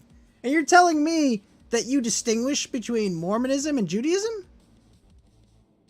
Yes. What's the difference? But why? Mormonism twists many of the doctrines that Jesus Christ proclaimed. For one, a lot of it, for one, polygamy was allowed, and it's not. But you do realize that modern Mormons don't practice polygamy. That's only a subsect now. Yeah, that's honestly not a thing that modern Mormons do. That's against most of the churches currently. Well, I mean, the one thing Mormon would say, like Joseph Smith being the next prophet, even though Jesus said that, I'm the last one, there shall be, any. Where did Jesus say he was the last prophet, actually? That's actually. Or have the devil's ear and, them spewing nonsense from the devil. But wouldn't the Pope and don't the Pope and the Anatochs claim they're prophets, though? The Pope? No, the Pope or the Patriarch is, the head of the Catholic Church. No, it's not about the Pope. You know, the largest religion in the world. The largest Christian denomination that exists, right? Mm-hmm. Catholicism is not a denomination. Isn't it? It is. No. Yeah, it's a denomination of Christianity. What are you talking about? Well, when we say denomination, I'm thinking of Protestantism, and it's... No, it's definitely a denomination of Christianity. Like, the broad it's like a distinct to literally qualify identification. as Christianity is you have to believe that Christ is the Lord and Savior. So And by they that do, logic, right? yeah, that logic, Catholicism, Mormonism, Orthodoxism, Protestantism, But like, they're all under here's Christian what I banner. don't understand. You're okay with Judaism, but you're not okay with Mormonism, and Mormons accept Jesus Christ, right? Yep. Because it's literally the Church of Jesus Christ and Latter-day Saints, right? It accepts it as their savior. Listen, I find, I know a couple Mormons as decent fellows, but I don't think their religion is true. Sure. But I don't... But you don't think any other religion is true. You think all religions are false, except yours, right? Well, yes. That is what it means to be a Christian, right? My religion is true and everyone else's is wrong, correct? Well, yes, because there's nobody is an atheist. Obviously, everyone is a theocrat about something. Even states, like all states are theocracy. That seems needlessly reductive. No, all states are. Everyone has things they worship, gods or idols, things they condemn or see as heresy. And what I've noticed is that states, even supposedly secular states, have their own mythologies as well as their own gods they create. But that's just culture. Yeah, well, like I said, this is that's a culture. I mean, like this part of culture. I mean, communism had things. They had mythologies. They had cultures. They had Lysenkoism. They had Stalinism. They had all these. They had foundational myths. About the proletariat. Like they had all these things that existed, right? It's a natural part of the human experience, right? Yes, that's the point. Right, but you think all of these religions are false, right? And lead people to damnation, right? And have their eternal souls lost. Because they didn't practice the right way, how you should have. But I mean, like, at least some people, like, isn't there, like, wouldn't the degrees be better if they accepted Jesus as their Lord and Savior? Rather than, say that guy was a heretic and we were right to kill him? Yes, I would have preferred if they had listened to because... But, like, if they didn't kill him, you wouldn't have your sins washed away. Wouldn't that be worse? They tried, for example, rebuilding this temple after it was destroyed, and it wouldn't work. The Romans couldn't rebuild it. Well, wait. Like, what would happen if they didn't kill Jesus? Would he just grow to an old age and just die? Like, what happens? Like, what's the alternative if he didn't go through his weird, suicide ritual? Well, if he didn't, But I'm just saying, what would happen otherwise? You wouldn't be forgiven yeah. for your sins? You're just, like, eternally damned for crimes you didn't commit? No, well, the sacrifice, Jesus' I'm just confused. Like, was the plan that, like, okay, you guys are all gonna get along with me when I come down there, and you're all gonna be damned to hell forever because you decided not to kill me? This is the part I don't get. It just seems a bit... This would be, this would work better with Mountain Walker. It would work better with Mountain Walker, but I'm just saying, like, this thing never makes sense, right? Because, like... I mean, Mountain Walker meant basically last week that Jews had the claim to Israel, so... Oh, man. But you understand, right? Like, someone that doesn't believe in all this nonsense sees this, and then it's like, you're trying to explain it like it makes sense to you, and that's just crazy to me. You know, like... I don't get it. Like, I just don't. It doesn't make sense. Like, it's not... I don't know. Like, that's, like, why... Like, you have to understand, like, the conception I have of God is, like, basically Eren Yeager from Attack on Titan. You can see everything, know everything, but you really don't do anything. You know? Because, like... People say everyone's writing and making assumptions about like what they think and what they want to happen, right? And all these things, but how could you perceive that, right? How could you perceive anything that exists at all times and at all moments? Like, why would that thing even exist? Who cares? Like, it's like, you know everything. There's nothing novel, nothing interesting. Every human that exists is disposable and will go away. Right? You have the power to create and unmake them. Like, what's the point, though? Like, why would you care? Well, I mean, God exists outside of our, he's basically eternal. Exactly. Like, what's the point? Like, why would it care about anything? Like, if it wanted us to exist with it forever, we would exist forever. If it wants to unmake us, it can unmake us. If it wants to make us, it makes us. Like, there's no... You can't value things that have no value. Right? Because this is the infinite we're talking about. Anything compared to infinity is 0. Right? Any number. 1. Infinitely smaller than infinity. It's worthless. Right? You divide by infinity, it's 0. That's just logic and math. Like, it doesn't make any sense. It's confusing. And then to go through this weird scapegoat ritual based on a lot of past cultures... Like, it makes sense if you're a human looking at this and you're trying to, I guess, come up with, like, a founding mythology. But it doesn't make any sense if you wanted to base it in reality. Right? Well, I would do this theological stuff, too, when I am kind of tired and I have to go to work soon. No, I understand. So, what article are you working on currently? For Memory Eternalist at Substack? Doing basically next week, I'm using Paper Mario: The Thousand-Year Door on the Switch. Like, when is it good? Like, when is a remake or remaster appropriate or not? And in the case of TTYD, I think it is. I'll allow it. I'll think this is good because I'll explain why the game is so good. It's a $200 game. That's a good enough reason to remake it and make it cheaper for all of us. Sorry. Oh, he's talking about the GameCube edition, right? Yeah. To get the game on GameCube, it's at the stand right now. It's prohibitively expensive. I don't think that's the reason why Nintendo's remaking it. I appreciate them if that's part of their consideration. Well, I also say it's an acknowledgement that, the Paper Mario franchise went off. Would it be safe to say it fell off? Yeah, but it wasn't a cut above the rest anymore. Okay. They scissored. It's been scissored into bits through. It's kind of just degraded at this point, Well, like, they okay. wrote it off. People thought they wrote it off, but. So returning to this is acknowledgement that, like, the last 3 games weren't exactly the best for the series. Or even the last 4 games. Oh, they were very good for Mario in general. No.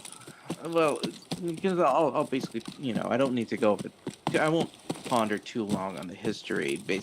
I would say, I'll link to a couple good video review analysis to kind of just explain. Have you played the 1,000-Year Door? Yeah, I played it several times.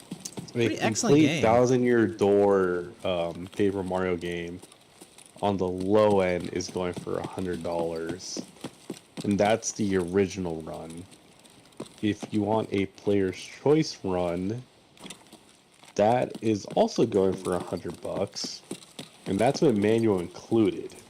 If you have no manual, Standard edition and player's choice. What was that? Just the branding. So usually, the whole player's choice thing is usually when like it's a greatest hits. It's not a re-release. Yeah, it's like when they do like greatest hits. Like it's not a re-release per se. Like it's still all the same game, but like it's usually when they do. I think it's like when they do like their second run, right? Because if a game doesn't sell well, it's a second run.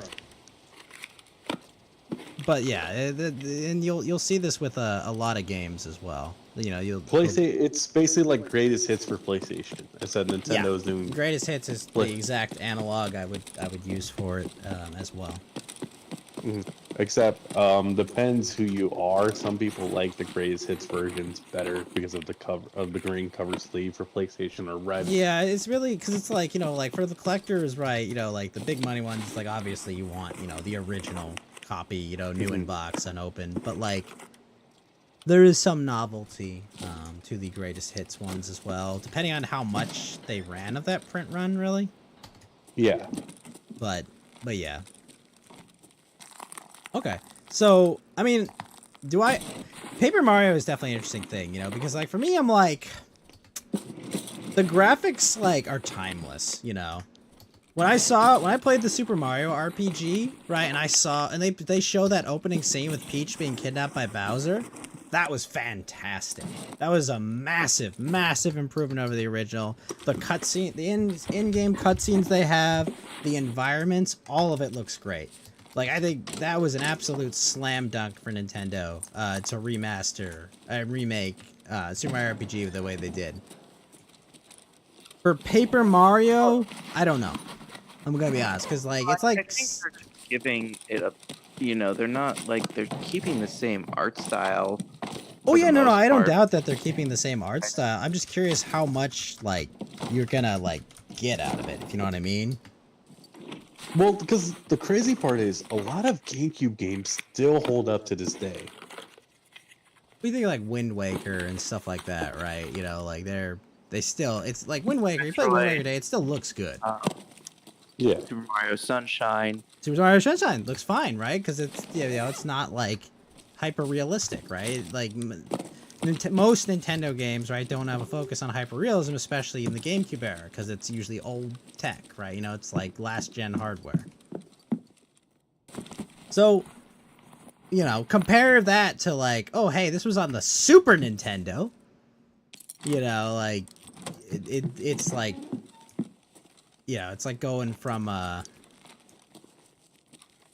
it's a lot bigger delta, but I think the reason, I guess I'll mention it too. The 1,000-Year Door isn't a perfect game, but it's like the example of a perfect sequel. An excellent sequel. It's a masterpiece of that class. It takes everything the original did and it greatly improves upon it. And I also feel like if the 1,000-Year Door remake sells well, we'll get the original remade. Yeah. Or it'll just be ported to the Switch Online collection, at least.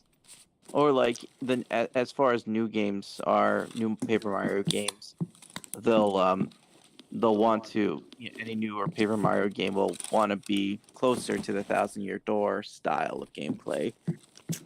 I would say that, I think, is a bit hopelessly optimistic. I think the rot in the Paper Mario series is from the top, unfortunately. Like I want to believe you, Yellow Lantern, but I've read, quotes from like Miyamoto and the people that work on the series that's like the last thing we want to do is go back to turn-based. Like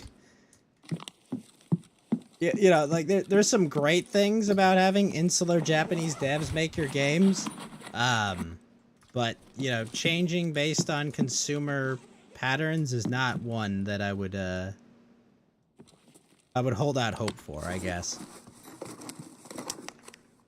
But I think if this one, I think if it makes a lot of money, which it will, obviously, because I mean the Mario RPG remake made a bunch of money, was very successful.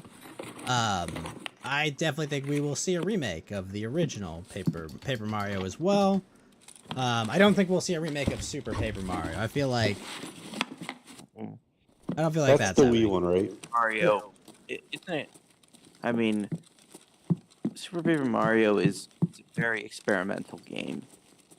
Yeah, it is. It's very experimental, and some things it gets right, and other things it gets very wrong, I think. But yeah, I think yeah, it's one of those things where I don't think it works out the way I want it to, but I just wish they started with the first Paper Mario. Not that I like the first Paper Mario more, but Trying to write this is the news that the Arlington Confederate Monument is scheduled for removal and dismantling. Now, what was the Arlington Monument for? So it was approved by Congress, and you know the presidents like McKinley, Taft, and others oversaw its design. It was a reconciliation monument. Okay, so it was like a monument about the North and South coming together after the Civil War, right? Yeah. So like a peace monument, I guess, would be the best way to describe it. Yes, the design features the soldiers of all stripes and various aspects of the Southern society, as well as the seals. I mean, the artist Moses Ezekiel himself said it was to pay tribute to our heroes, but also be glad that, you know, through reconciliation, the United States became a much stronger country ever since. I see. So they're taking that monument down, you're saying. And there's also, I point out, there's about 400 to 500 Confederate soldiers buried around the memorial as well. Are they going to exhume them too? They probably will. It's happened before. They have exhumed the bodies of Confederates. It happened to Nathan Bedford Forrest. It happened to A.P. Hill. Other disinterments that were dishonorably done, in my opinion, like William Ling Loring. Is there a honorable disinterment? Yes, there is a way to do, but when the attentions is because of political climate and just the general. Wait, I'm curious. I want to know. Tell me about the honorable disinterment, where you dig up someone's grave and remove them from somewhere. When you find their grave, like for example, if you find someone like buried in an unplotted lot away from like a soldier's graveyard, and you want to give them a proper burial, or like, you know, giving them their, you know, there's a proper way to respectfully, you know, it's like when they discover, like, you know, when the remains Native of American burial grounds. Yeah, like for example, if they find the remains of like a fallen soldier far away, they bring him home for burial. That's a way. So basically, he was buried in like a mass grave. They identify it, and it's like, oh, hey, you know, this was soldier 123. You know, let's send him home. Yeah. That's an example. I guess you could describe that as a honorable internment, I suppose. Okay, yeah, so they're going to destroy this monument. Are they going to move it somewhere? I don't know. I mean, how would you reassemble it if you take it apart? And I don't know what the monument looks like. Virginia has been the repository of fallen memorials. There's been one at VMI or the New Market Battlefield, but I'm like, does it really belong over there? Especially when it was done with the purpose to honor the dead and celebrate the reconciliation between North and South. because consensus is like you want to pull a flex and undermine it in service of people who want to basically think the South should have been fully reconstructed Khmer Rouge style. Okay, well, what are you doing about it? I don't know what I can do. I mean, have you looked into what you can do? The legislature is trying to pass a bill that not only would protect memorials, but will also remove officials in cities who take them down. That's the mayor of Jacksonville currently wants to try to obliterate the women's to the women of the South memorial at Dignan or / Confederate Park. If that bill is passed, if she does try to remove it, she can actually be basically expelled from her office. So the plan is democracy then? Yeah, and like I said, she wants to unilaterally remove it, even though the city council last time the previous mayor asked about it, and they voted like 13-5 no. They didn't want to sponsor it. Keep in mind, this it doesn't stop. We've shown other memorials have been, for example, in Denver when the riots happened, they tore down a Union monument. They tore down a Christopher Columbus statue. They tore down the Kit Carson memorial, and just a bunch of others. And the city of Denver said we're not going to reinstall them. So your plan is to ask the state to protect your interests. Well, I think at this point... I mean, that's your plan, right? You want them to pass the law to ban people from taking down statues, because... Local ordinances, as well as local organization, as much as you probably think, you kind of do have to enter into the local and state level to try to see if you can save these things or find. But why don't you operate? I mean, you're not the only person in the world interested in, your heritage and monuments, right? Well, yeah, I mean, basically, we don't want to see what happened to like the Lee Charlottesville statue, which was melted down and basically is going to be transmogrified into some likely hideously looking art project. Okay, but like, you understand what I'm getting at, right? Well, yeah, the problem is, a lot of people on our side feel demoralized. Well, I mean, you are making yourself demoralized over this when you really shouldn't. I mean, it's... Yeah, I mean, you can always just tear down their statues. Well, I mean, that's not a good idea. I agree with that Satanist monument that got trashed. I mean, to be, if you want, my joke is if you guys are gonna try to like troll the Satanists who are basically exploiting levels of the law to be provocative, you should say, okay, well, if you like your free speech and that's your idol, here, let's put up a statue of Hitler. And I figured that would be, because you could follow their logic, we have made ourselves this esoteric worship of this, I mean, honestly, from what I've heard, the Satanists make a lot more sense than the Christians. I mean, like, I get them. They make sense. The Christians, it's like this weird mysticism that they all are obsessed with that I'm just like, you lose me there. But, the Satanists make sense. It's like pure, pure ego, pure, pure just like, absolutely indulge in your, your excesses. Like, that makes sense to me. I don't agree with it necessarily, but like, it makes sense to me. But, like, me, myself, I hear about that statue being up there, and the statue has no business being in there. Absolutely not. Not because it's a Satanist statue, because it's a fucking religious statue. No, that's the state building, okay? Shouldn't be up there, alright?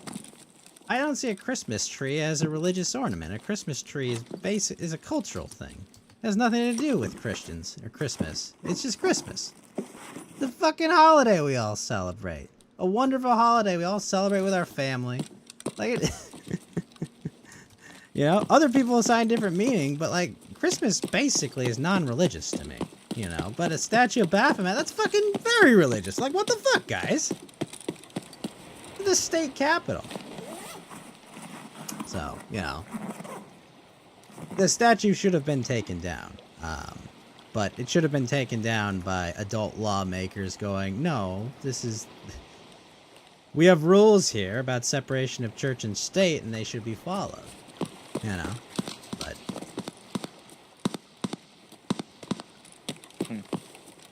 But that's just my take. Like, you disagree, Tony? That's fair.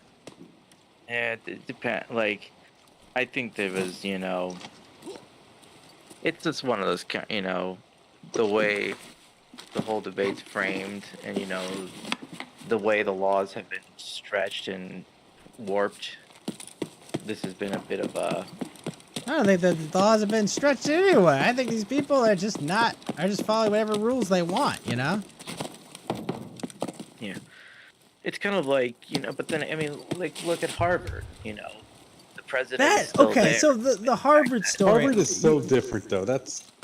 I mean, like, I wouldn't consider Harvard, like, a slice of, like, how any of real America operates, but God, that's been fun to watch, honestly.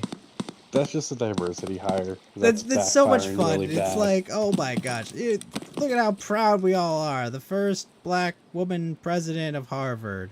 Oh, she stole another black woman scholar's work and basically plagiarized it, and this all only magically came out because,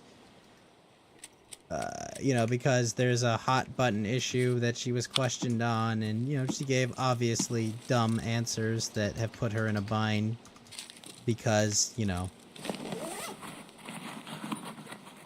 give back that paper. Exactly, Tony. Yeah, I mean, you know, like, the whole Harvard thing, it's just like, if I was writing a comedy, I couldn't have wrote it funnier than that, right? You know? Well, the funny thing is now that, like, people who have degrees from Harvard are basically worthless now. I wouldn't say that. I mean, if you have a degree from Harvard, it says your family there has a ton of money, you're well connected, or perhaps you might even be really smart, right? Or you suck dick to get in. True, but then you suck dick. They know that, Geeky. And your supervisor, your next boss knows that too. But yeah, that, you know, like, it's you know, it's one of those things. You know, it's like. Yeah, it's a hilarious... Sometimes art is funnier than, you know, intended comedy, obviously. So, I don't mean to sidetrack you too much, but with that story, right, like, they had some stupid congressional hearing. I don't know why Congress is questioning president... Oh, right, they're questioning presidents of universities... on anti-Semitism on campus, which I don't know why this is Congress's job. You know, it's like, whatever. Okay. Well, it's because apparently the pro-Hamas protesters were rallying up. Well, they any did kill a Jewish... guy. In defense, they did kill a guy, but it's like, bro, it's a person. Okay. Like, we had 50 people. No, we had 50 people die during the summer of love, quote unquote. So, you know, whatever. Well. But also, they made, like, students barricade themselves into hallways and couldn't get out, and, like, they were Okay, right but, up like, why is Congress the one talking to them about that? If I want something not done, I'll call Congress, you know? Yeah. Okay, it's weird, because it's like, these aren't public universities, these are private institutions. I guess, like, they're treating it like... MIT public? Is MIT? Maybe it is, I don't know. I think MIT's private. Because it was MIT, Penn State, and Harvard. But yeah, the hearing was like anti-Semitism on college campuses or something to that effect. If I Well, they recall. were also cracking down on free speech and that conservatives didn't have free speech in college, but right now, Sure, that was, I'm anti-Semitism sure, is the hot. you know, they probably made a mention of that for sure. Yeah, but right now, anti-Semitism is the hot button topic. Right, because, you know, Hamas people, pro-Hamas protester or anti, you know, occupation or anti-Israel apartheid protester killed a guy at a protest. Because, I mean, shit happens, you know. Shit happens at protests, you know, people get heated and things go wrong. I get that. I mean, Rashida Tlaib led a insurrection, but we're not going to call it insurrection. I mean, she threw a big temper tantrum, but I don't think anyone thought that they were going to you know, shut down the government, you know. But, you know, that's exactly the same thing that happened on the 6th of January a few years back anyway. But, you know, obviously, you know, it's troublesome to, you know, discipline your own members and, you know. Yeah, also, why did we expel George Santos but not expel Jamal Bowman? Yeah, I mean, that's a pretty obvious example of it. But, I mean, that's this part of the course. This is how power operates. You know, power enforces its rules on others, you know. And, you know, expects to not be, you know, not follow the rules that it sets for itself. But yeah, so the Harvard story, that lady didn't lose her job, right? Because people were like, oh, we're abhorred by her comments. How dare she say this? And she doubled down, and Harvard was like, oh, we value her opinion. She's, you know, an important voice in all this. And so, amazingly, right after that all came out, right? Right after that all came out, it was like, oh, you plagiarized all these papers. And, you know, my question is, were those accusations there before? Or did those all come up because it was like, you know, it's like the Cosby accusations, right? Like Cosby wrote in a book that in a moment of weakness, he tried to Spanish fly a girl, right? And he felt terrible about it. And it was horrible. And right after that, you know, everyone was like, oh, yeah, that totally happened to me. It was totally me, right? Like, that's exactly what happened in the Cosby story. But is that what's happening here? Is that it's like, oh, she's getting, you know, raked over the coals because, you know, she refused to condemn, you know, refused to condemn things that we say are bad because we interpret it in the way we want to get our way? Or is that more so just like, you know, is that more, or do you think like they literally were just like, wait, you're the president of Harvard? And then they actually bothered to read their papers? Like, cause, or like if someone plagiarized my work, right? Like I get, like there's tens of thousands of academic papers. And on the surface, I could see it like, oh, maybe I just didn't read that paper. But like, remember, these are people that wrote academic papers. These are experts in their field of choice, right? And you're telling me that like you just never happened to look and be like, oh yeah, this lady stole my work. To me, it's a little incredulous, I guess. That just, oh, all of a sudden I found that they stole my hard work all these years. To be fair, goes her professor is.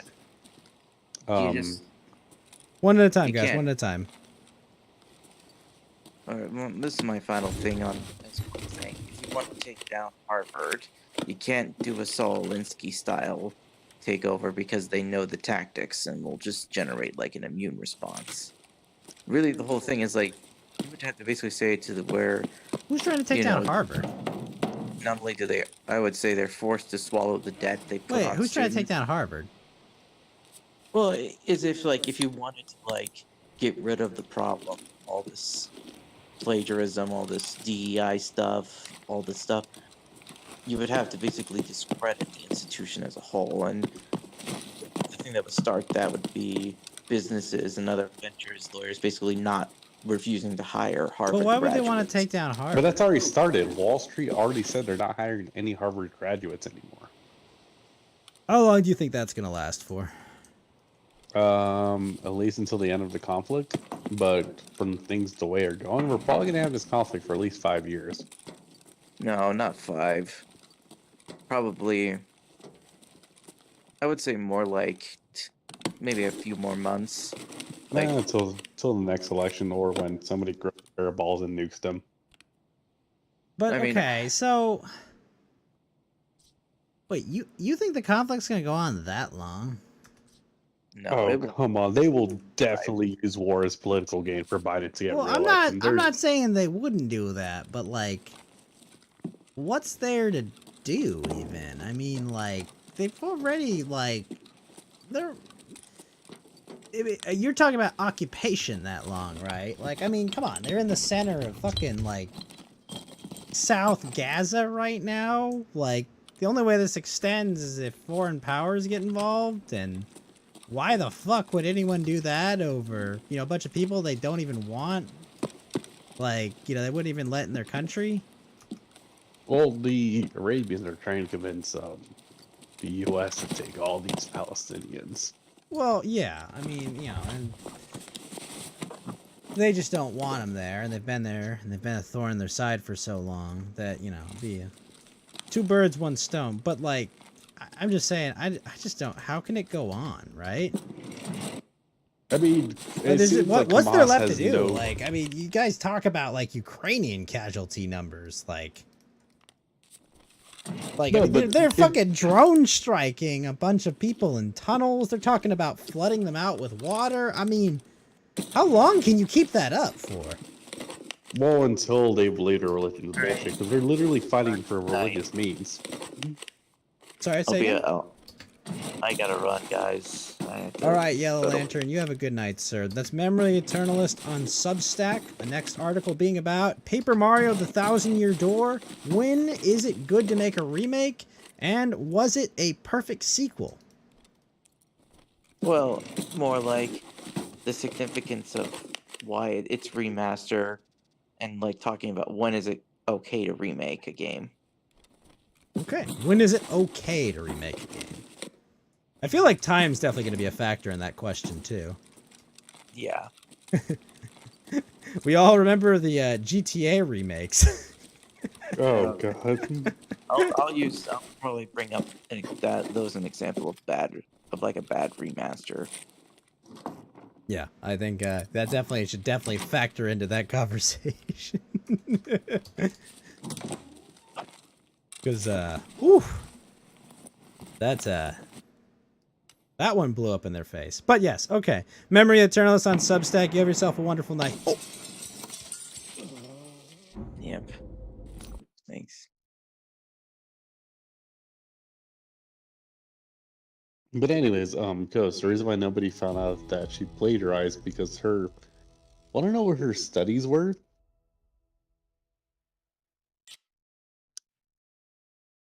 What were her studies? African American studies, and voter turnout based on politics and race and identity. Huh. Interesting. So basically, what you're saying is no one read it. Yeah.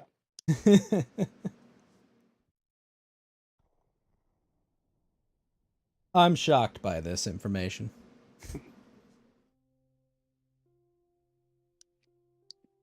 And that's after people were like reading her papers, like, oh, like she... Yeah, shockingly, they all they all are interested all of a sudden, after current events.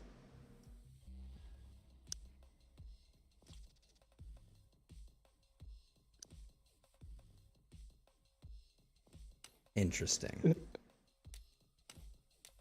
Yeah, but how long? So wait, so how long do you think this is gonna last then? Fuck. What the Harvard thing?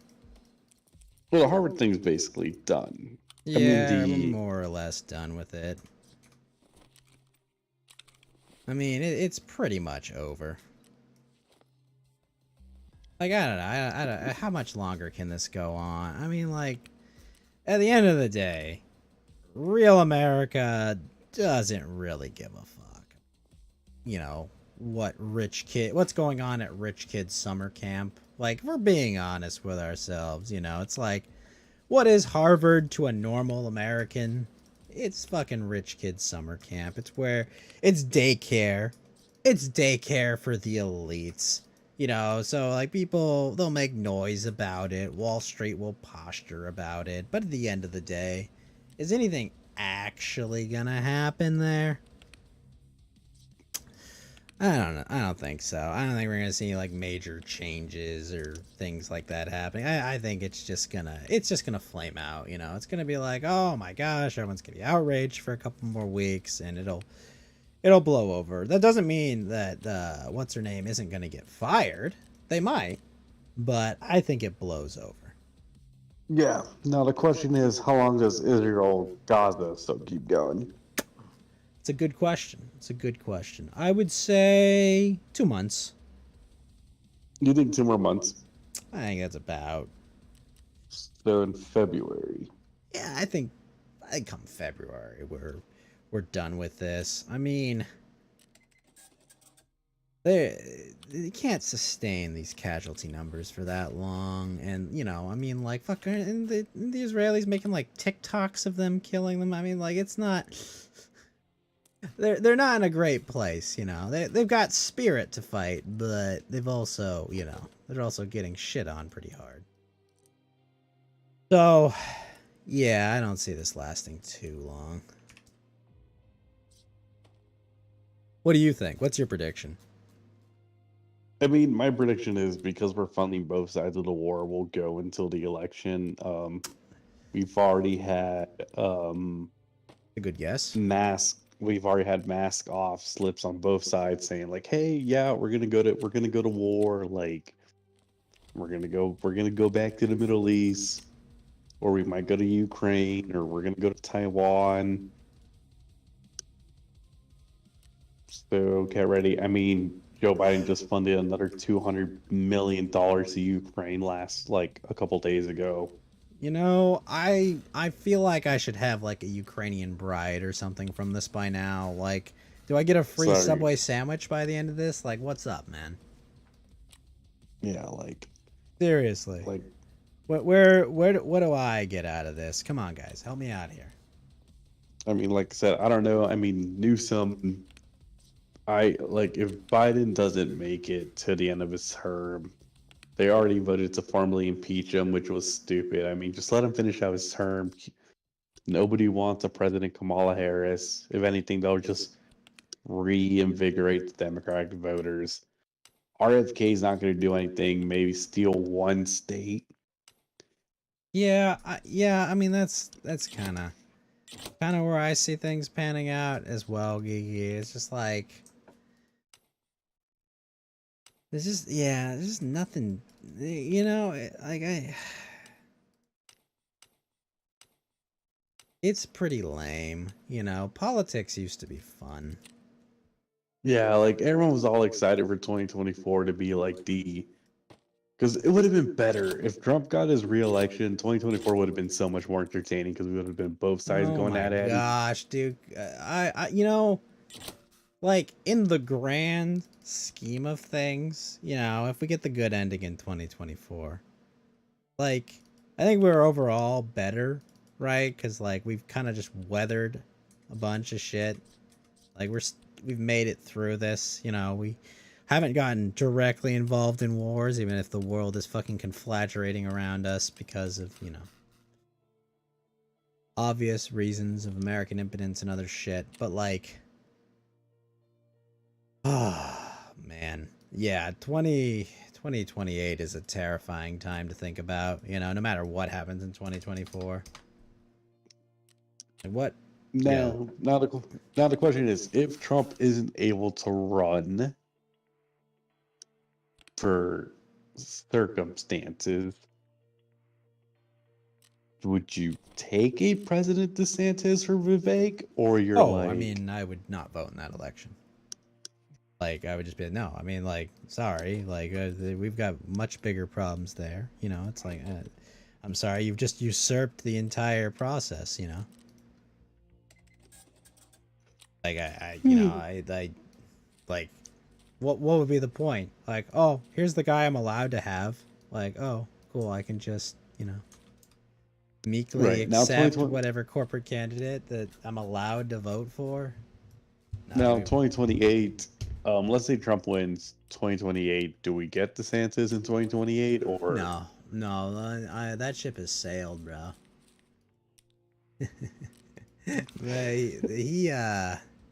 He burned his ship. You know, or we get a President Ben Shapiro. I have to say, like he had all of this opportunity and momentum and whatnot, but he burned it at the stake. So you're saying if he like would have waited, if he would have stayed, keep Florida, like just stayed in Florida, did his thing, and then wait, he would have won 2028? Possibly. But personally, if you ask me, he would have shown his true colors eventually. You know, like it's just a matter of who he actually is, and who he is not, you know, what voters want.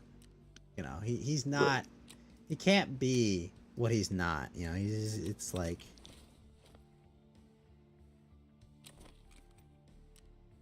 He can't. He wants to be something he is not, and he's just not that. Make sense, I guess? Yes. I think basically he would have exposed himself. More or less. That would have been my prediction. You know, we would have all pretended to be shocked, like, oh my gosh, you guys see what that guy did? Wow. You know, but then, like, you know, everyone that paid attention was like, bro, he's been telling us for years who he is. Why are you all shocked? He is what he's been saying he is, you know, and what? He just pretended for a little, you know, like, I'm actually this guy. I'm your guy, guys. I'm based. And I was like, whoa, shocked. A politician was two-faced about something geeky? Please, say it ain't so. I think for me now the question is, who drops out next? Do you think it's I don't think it matters, man. Like, Nikki Haley's gonna be there as long as you wave a dollar bill in front of her. And then there's the rumors that Trump wants Nikki Haley as the vice president. I feel like those rumors are less than true. Not just because I want them to be less than true. Just because it's like...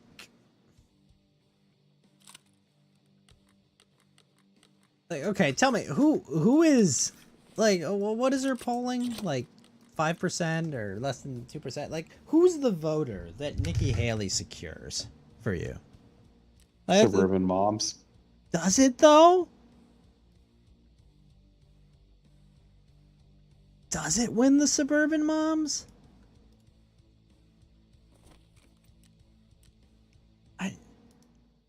Maybe I'm just a foolish optimist, but like, I don't know. Like, if I talked to my mom about Nikki Haley, she'd just be like, "Who?" And then she'd be like, "Oh, she sounds terrible." I mean, were your parents Trump supporters too, or they're more like, eh? My parents are, you know, lifelong, I'd say, how to put it, not really Republican voters, but they're like, you know, lifelong right-wing voters, I'd call them. But, you know, like they, you know. Yeah. Because the issue where I'm at is a lot of people don't like Trump because of the whole, like, what he did and said, and there's actually a lot of it. Yeah, but the problem about that angle is that it's like, man, I don't like all these things. Here's the other guy, you know? Like, the thing is, in the reality, people don't run to the polls to vote against a guy, you know? Like, that doesn't happen. That's not how it works. I'm just saying, though, like, but there's a strong Trump base in where I'm at as well. I just wouldn't be surprised if he doesn't win, like, a landslide. Because I've even seen Vivek stickers, which still surprises me. Yeah, but like, I mean, the people I talk to who are like, oh, his personality's icky, I just don't like him, I wish he would soften his tone, they're all Democrats. You know, they're all Democrats trying to give him bad advice. And like I said earlier, Vivek is the internet candidate. DeSantis is like trying to be in the middle. Christie is the Democrat described as a Republican, and then Haley's our warmonger Bush candidate. Problem is we have two of those. DeSantis is the warmonger Bushcon trying to pretend he's not a warmonger Bushcon. He's in a weird spot, you know. It's like, I'm not all these things. Everything indicates it, bro. You just had dinner with Paul Ryan. You're with the, like, come on. We're not foolish. Yeah, and besides, the thing with DeSantis is his argument, which is like a good argument, honestly, when you think about it, is, but I don't think it's correct. It's hey, if you elect me, I could run 2 terms back to back. Like well, if we you were want us to be worthy, you could run. You could run us for. You give us 3 terms. yeah. You know. And whoever my vice president is, we'll make it Yeah. 3. You give us 3 to 5 terms if you knew what you were doing. Yeah, exactly. What do you think about the Lakers win the in-season tournament? Sorry to segue. In-season tournament. What'd you think about all that? I don't give a Worthwhile? shit. I mean, yeah, but like it was kind of cool. You know, it was kind of a cool idea. Yeah, Yeah. give him something to play for. I wish like there were like draft implications or something. You know. I don't know. I wish it That's was what like people were deeper. arguing that like if you won, you should have got home field advantage for the playoffs, or you're You might not even be in the playoffs. Yeah, they're saying like, okay, they won the in-season tournament. That means the Lakers go to the playoffs. Like they need to make it something more and more like competitive. Yeah. I mean,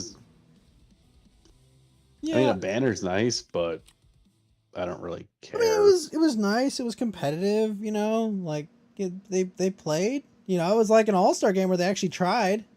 Like I'll say that. Kind of like, spaghetti how it's all set up. Yeah, I don't think we should get a parade though. Yeah. But do I think the Lakers are going to win the title this year? No. Do I hope they win the title this year? No, because they don't want LeBron to tie Kobe. But that's my personal bias. But it is funny to laugh at the Clippers falling apart again with James Harden on the team. Bro, that has been a mess. I am just like, I am in shock at that. I'm like, what the fuck? What happened, guys?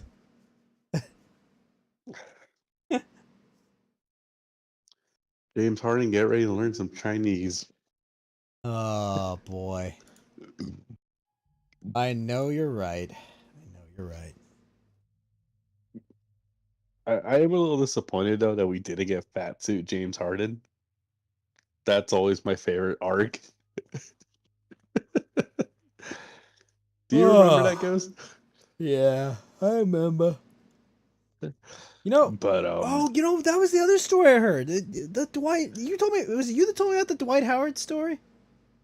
Oh yeah, he tried to recruit everyone to go to China after they lose. No, Dwight Howard's gay. Oh yeah, no, that you brought it up first. Yeah, dude, that was crazy to me. Like, remember every story was like, oh man, James Harden has like 8 different baby mamas. Like, was that all just him running cover? Like, that was crazy to me, dude. I was just like, no, the whole yeah, because Dwight was purposely getting chicks pregnant to cover it. I'm sorry. I have a bunch of out of wedlock kids and they won't take me seriously. Like, what, bro? I'm so confused. It's like the most elaborate, like, I'm sorry, I need you to be my beard. And give me a little, like, what the fuck? That's like a Game of Thrones character. No, and I think what's also funny, too, is, like, this whole, like, I didn't get to bring it up because the whole argument was, I was actually going to ask, did you hear about the Shane Dawson having kids with Viva Surrogate? Wait, who? Do you remember the YouTuber Shane Dawson? Shane Dawson, who's that? He's the one that fucked the cat. What? Admitted to jacking off to Willow Smith. Okay. What? Okay, well, yeah, so he did that. But he just had a kid, so he's openly bisexual and he's married to a dude. So he gay. Basically. Okay. And they just had a kid via surrogate, and if you look through like all the posts about it, it's just What is Shane Dawson's thing? What's what? He was early YouTube. Okay. Like way early YouTube. Okay. But all right, so he had a surrogate kid. I mean, that's kind of cool because No, he had surrogate twins. Oh. Surrogate twin boys. Oh. Okay. I mean, You know, yeah. Be a bit heavy on the male role models in that house, I guess, but all right. Yeah, I mean, and people are just like, this is gross. Like, maybe we should end surrogacies. People are calling it Wait, child what? trafficking. Why are they saying end surrogacies? Wait. What? I think because of Shane Dawson's history, they're just like, okay, maybe we reach a point where like maybe surrogacies aren't good anymore. I'm confused. What's wrong with it? I mean, they want to raise kids, I guess. I think because like he's admitted to jacking off to Will Smith when she was a child. He Wait, banged the who? cat. Will Smith's daughter. Oh, I thought you meant Will Smith, the actor. Yeah, Will Smith's daughter. Oh, his daughter. Oh, how old is Will Smith's daughter in this instance? Well, she's like barely 18. Oh no, But no, he admitted no. he admitted to doing it when she was like 13. Like, Oh, fucking hell. Oh. so now you see why everyone's freaking out. Okay, I understand. I get it. Bruh. Ugh. I mean, it might not even be a Will Smith's daughter, just knowing their sexual preferences. But, yeah, no, oh, ew. Look, Yeah, Chris Rock told and the he- nice joke that night. yeah, and he banged the cat. Ugh. That's leaves a sour taste in my mouth. Just the thought of, ugh. Well, in other depressing news, one of my brothers, his husky was attacked by a pit bull, and his husky saved a Chihuahua's life, and suffered heavy bleeding. But looks like she's gonna make a full recovery. That's great. Also, fuck pit bulls. Yeah, my brother's lucky he wasn't with me because I carry, and I would have probably, probably would have shot the pit bull. Maybe the owner. No, don't, no. I would not threaten violence or use violent force against anyone, obviously. Or anything. Anything. Well, I mean, maybe the pit bull. But probably. Yeah. I'd be in court right now, is what I'll say. That's all I'll say. I'm in court right now. Can you go to court for doing that? Yeah, probably. It's California, dude. But apparently, what my brother did in the situation was he picked up the pit bull. I'm not kidding. He picked it up. And I'm like, are you insane? They could rip your arm off. You could rip fingers off. Bruh. Like, he tackled it and then tried to hand it to the owner. A woman, of course. Shocking, I know. A woman that can't fucking discipline a fucking monster of a dog. And then it kept attacking again. So yeah, fucking fuck people that are terrible at raising dogs. And, stop getting pit bulls, you dumb fuckers. Yeah, get German Shepherds. Those are way better. They bite too, but, they have less bite force. They're less dangerous than a pit bull. Yeah, aren't pit bulls literally bred for dogfighting? I mean, they're very good at it. I mean, I think they were war dogs originally. I'm not sure. Yeah, they're not really suited to be family pets. People say, it's a guard dog. I just put a pit bull out there. Did you train it? What? Oh, I just put it out there to fucking mauls anyone? That's what they do. All it takes is just get loose, get angry, and fuck some dogs up. I mean, I almost got attacked by a dog at work today. So. Oh. Yeah, I mean, like, get attacked by a pit bull. Keep your face away from them. Keep your extremities away from them. Use your shoulder and your fucking, use your weight, and just keep it from fucking you up, because they can do a lot of damage. Or a cup if you can. Oh yes, she was doggy of the day for saving her Chihuahua friend, because that pit bull would have eaten the Chihuahua. Chihuahuas are little shits. Nothing. They are little shits. but I don't want them to die. You know? Oh, did you also hear that Destiny admitted on stream he hates Islam? I saw that, but I mean that makes sense. I mean it's very anti-liberal and all that. Speaking of Destiny, or Des Tiny as he's known, his wife left him while she was on a paid vacation that he was paying for, right? Yes, it's hilarious. Oh my gosh. I feel like he's like cuck squared. Like he's like cuck cubed there. Like how do you go that bad? Hey, bruh. Honestly, I feel like I could have banged Destiny's wife. I feel like it was that easy. Oh, I have terrible news. What? We've been dropping frames for the past 3 hours. I Oh. think we've lost this entire stream. I think this is just a coast to ghost between us. Fuck. Wait, you mean like we're not live on the air? No, we're live, but we're dropping frames. So basically everything's going in fucking slow-mo right now. Oh. I mean, People are miles back right now. I think. I guess that makes sense why Tony hasn't said anything. Fuck! Why I need people to say that things are experiencing issues. You know what? We're gonna call it here. Yeah. Hate OBS so much right now, bro. This has been like a constant issue, dropping frames all week. And I have no idea why. Might be your computer. Maybe. And it looks fine. Like, it totally looks fine. And, like, the stream itself.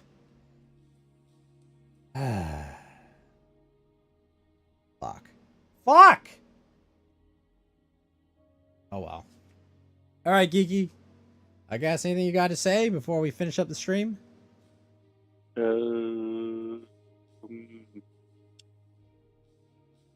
Jim's streaming again before the end of the year.